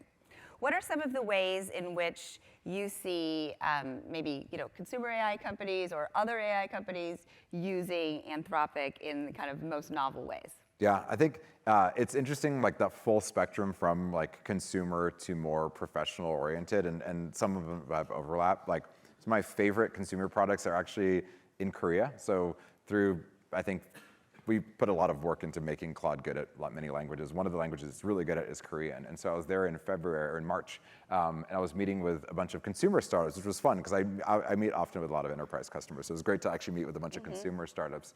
And they have things like collaborative storytelling. So, you know, rather than, you know, have, you know, reading some serialized novel, they kind of co-create with Claude, and like every, you know, maybe 12 hours you're getting like the next chapter, but it's also taking your input about where you want to see the story go next. I just love that. It's like that kind of, it's personalized entertainment, but with like a creative bent that is, you know, that has some opinion embedded in it, has like a time component to it, and like people clearly love it. It's like one of the fastest growing products in Korea. So that's like one interesting consumer application that I've seen. I've seen also like applications of that kind of blend consumer and maybe professional around like, how does AI, like, can it be a better coach? Can it be a better sort of, you know, advisor? Can it like watch what you're doing and think about like, these are your fact patterns, like these are the traps that you fall into overall. And like, yes, you can do that by sort of giving, you know, a bunch of your stuff to Claude and Claude AI and ask questions, but I think like a dedicated product around that, I've seen a few, like, feels like it breaks through a little bit more interestingly as well. And then there's like the places where there's super product market fit, obviously coding, but also anything productivity oriented, like, can it accelerate you? Can it make you, like, I don't know, automate the drudgery so you can focus on the interesting stuff? I think that's the North Star many companies are heading towards. And we'll see. I think it's one of those things where, like coding, when something is 85% good at something, it's not quite people often talk about, like, I want an AI like executive assistant. And it's like, yes, an EA that is like 85% right is like not gonna be useful. It's like, great, oh shoot, I scheduled it at the wrong restaurant or with the wrong person, or I said yes to the meeting rather than no. And that last little bit matters a lot. That matters a ton, right? But there's other mechanisms that could work, right? One of the prototypes we had internally was, what if it was much more like, I'm gonna gather all this context and then have a meeting with you in the way that like maybe a new hire would, like, hey, like, would you have taken this meeting, yes or no, and then go take the action. So, you know, this is a long-winded way of saying, like, I think for the applications in both personal and professional lives where the models are not quite there, that's on you all as product thinkers to come up with what are the right interface paradigms to make that work, in the same way that like agentic coding, maybe a year ago, you needed to have a lot of scaffolds, where now you might just let Claude Code run for like 10 minutes and feel like you can trust it to, you know, self-correct somewhat, and you might have to unwind something at the end there, but it's not like you're watching every single step. Maybe we can kind of like close in the place where we started, which was just going back to kind of marrying your two experiences as a product leader and thinking about yourself building in the moment of the mobile and for Instagram and that landscape that you described. And then today, where we do have, I think, just mobile and the rise of AI are quite different. Like, they're big platform shifts, but I think the implications immediately and in the long term for AI are much more profound. And everything is moving fast. Information is shared fast. Ideas are out there fast. Technology is changing fast. Like, imagine being like yourself with your co-founder, you and Kevin back in the huddle, like starting, like how would you approach product building? I think I'm still, and maybe this is somewhat of a lack of creativity on my part, like I still really believe in like building for things that you really feel. I think that that's still, even we have an internal phrase now like PAF, which is like product anthropic fit. Like we had the same thing at Instagram. It's like, if you are not loving the thing that you are building, there is no chance that like, like it's not created with love or like created with like a lot of energy. It's just not gonna catch external. Like I think about Instagram, like every product we built had that feeling of like, oh, we can't wait to get this out. We're using it all the time. Like, you know, the team's getting distracted because when they are, you know, supposed to be testing the feature, they just end up using the feature instead and like forgetting about it. Like that is like, that's the product market fit inside your own company. Exactly. And I think the same thing is true as well on the Anthropic side. Like the things that we've built where people are like, there's 100 ideas that people are putting together. We released something yesterday where now, like, when you create artifacts, which are these like kind of shared, you can basically co-create a website or a document with Claude. That website can itself use Claude, so like it has its own intelligence baked into it. So you could, it's actually amazing for prototypes. So before you've built the backend for something, you can basically create an end-to-end application where Claude basically pretends to be the backend. That feature got so much attention and love internally that we're like, we accelerated its launch because we're like, let's just get this out because people are going to want to use this outside as well. So I think it just comes back to that, like, is there something that you are solving, not because you read that it is like in the Gartner trend, the top 5 most important thing? Like, is it an industry that either you're going to get super, super curious about? Like one of my roommates when I moved to San Francisco, she founded a company in the construction space, but she got super curious about construction, spent a lot of time going to like industry conferences, and like now is an expert in like construction and processes around construction. Like, either something that you're going to like dig your teeth into, or a problem that you're like uniquely feeling or feeling really deeply, and then feeling that like, oh, I got this, like this feeling of I've built something with AI, maybe it uses AI under the hood, or maybe AI was just used to build it, that like I can't wait to get out to other people's hands. Again, it's like full circle. I know, I think that's true. I think that gives you the unique insight, but it also gives you the perseverance when it gets 100%. Hard, right? And going back to the beginning, was saying Instagram had a few other iterations before it was that, because you had to kind of do some learning on your own and wait for the other pieces to come into play and to be together to have that moment to pop. And if you don't really believe in what you are building or really love it, want it yourself, it's hard to stick in. I just think about like Dennis Crowley, who founded Foursquare. Like that was his like not his first like swing at that particular thing, and it wasn't his last one either. It's like people who have that obsessive like I need to see this exist in the world. I can't stop imagining it. Like that is, I think that's timeless and transcends technology. And then maybe in closing, like on an inspirational part, to just add specific and to leverage Anthropic, like what would you love to see somebody do and build on top of Anthropic that is maybe, you know, isn't something that we've already talked about, or is some use case that like we don't already kind of gravitate towards? I'll give you 2. One is like more, we were actually talking about it in the green room, which is you have to figure out the data privacy, et cetera, but I'm like channeling that feeling of like OkCupid around like, oh, like by answering a lot of these questions, it like really feels like it gets me in the match. Like imagine like Claude parsing a lot of your own personal communications or what you've been thinking about and like trying to figure out if you'd be a good match for somebody else. Like I know there was like some dating stuff already here today. I'm very interested in that whole like how we relate to each other and how AI like facilitates offline interactions. I think it almost helps how AI can almost help us understand ourselves better. 100%. Right? I think that is a whole like interesting category as well. So I think that's a really, really big one. And like when you think about like trends that unfortunately have not been reversed, like loneliness, like isolation, like these things are still problems. They're probably bigger problems now. So can AI like help break through? Like somebody pitched me on a event startup the other day, and I was like, oh my God, like meetup.com, like I love how this like energy is coming back, and like how does like, you know, can you apply AI in a way that actually I know, I do think people ask a lot, like, what are you interested in investing in? And I feel like I'm being smarter if I give a specific answer, but my answer right now is like everything. This is a moment for founders to be curious about what's possible, and for investors too, because like you could make a different version of something that's been out there before. We talked about like, DoorDash happening during mobile when Cosmo couldn't happen before. So there are going to be those cases, but there's also going to be all new things that we didn't think were possible before because the technology wasn't possible. And they both have merit. Yeah, and then I think the second one is like a category of things I'm very excited about as well is like, there's a great essay, I think it was from Robin Sloan, called like an app can be, or maybe Craig Mott, it was like an app can be a home-cooked meal. And I love that idea of like, you don't just need to build software to build products. Of course, many of you are builders and trying to build big companies, and that's also amazing. But also enabling people to just like solve their bespoke, unique problems. Like my most successful gift I ever gave my wife was like, I made an app that was like a soundboard of, and like clips of our cat at the time. And it was like super, that crushed at Valentine's Day. But like, how do you get more people like able to like have that magic? Like even going back to our hackathon, I had a PM turn to me, he's like, oh, this is what you engineers have been feeling this whole time. Like, that's so cool. Like, I had an idea. That's how you and express I built it. yourself? Yeah, exactly. And he's like, that's like, so I'm like super excited about like companies that are like enabling that, like not necessarily just the next generation of builders and entrepreneurs, that's great, but also just like that feeling of like, I was able to do something and like mold, you know, technology to something that felt very achievable and sometimes like very small, but in a really positive way. All right. I guess one more question, which is you probably could be doing anything right now.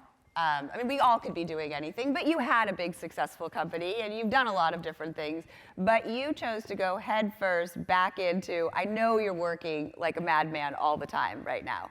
So like, why that in this moment? And how does, and like, you know, yeah, what's the opportunity in this moment? It's really funny. I had one of my direct reports, like one on one-on-ones, he's like, Mike, like, why are you doing this? Like, this is really hard. I'm like, yeah, it is. I think there's like the glib answer and the longer answer. The glib answer is like, I am very bad at retiring. Like, I was like, oh, you know, we're winding down Artifact, our second company. And I was like, oh, maybe I'll like take some time. And like, I lasted like a month and a half. Yeah. I was like, I just like need to. Once you're a builder, you're always a builder. Yeah. So I think that's one. And then also the second one is like, it's a uniquely important time right now, and like I think it's such a trite thing to say that like AI is changing everything. It's like it's having incredible impact, and like it just really got drawn to Anthropic. Like if we can nudge that going well for people as like even a bit, I think it's like a worthwhile, like very worthwhile way to spending my time. So I knew I wanted to be a foundational model company. I knew I still wanted to be in product, but I also wanted to be like, I have like a 6 and a 4-year-old. I'm like, how do we make things go well for them? And it felt like very timely and very attractive. That's an amazing note to end on, and I think consistent with so much of the vibes today, which is we have this opportunity to shape the future, to build the products for the future, the products that become people's habits, that they refer to by a noun or a name, and we can choose to make them good. Yeah. Good for us, good for the world. Amazing. Thank you, Mike, for joining us today. Great to be here. Thanks, everyone. All right, and that's a wrap on a great day. So now outside, it's sunny in San Francisco, so let's all go outside and have a good happy hour. But thank you again, everybody, for joining today.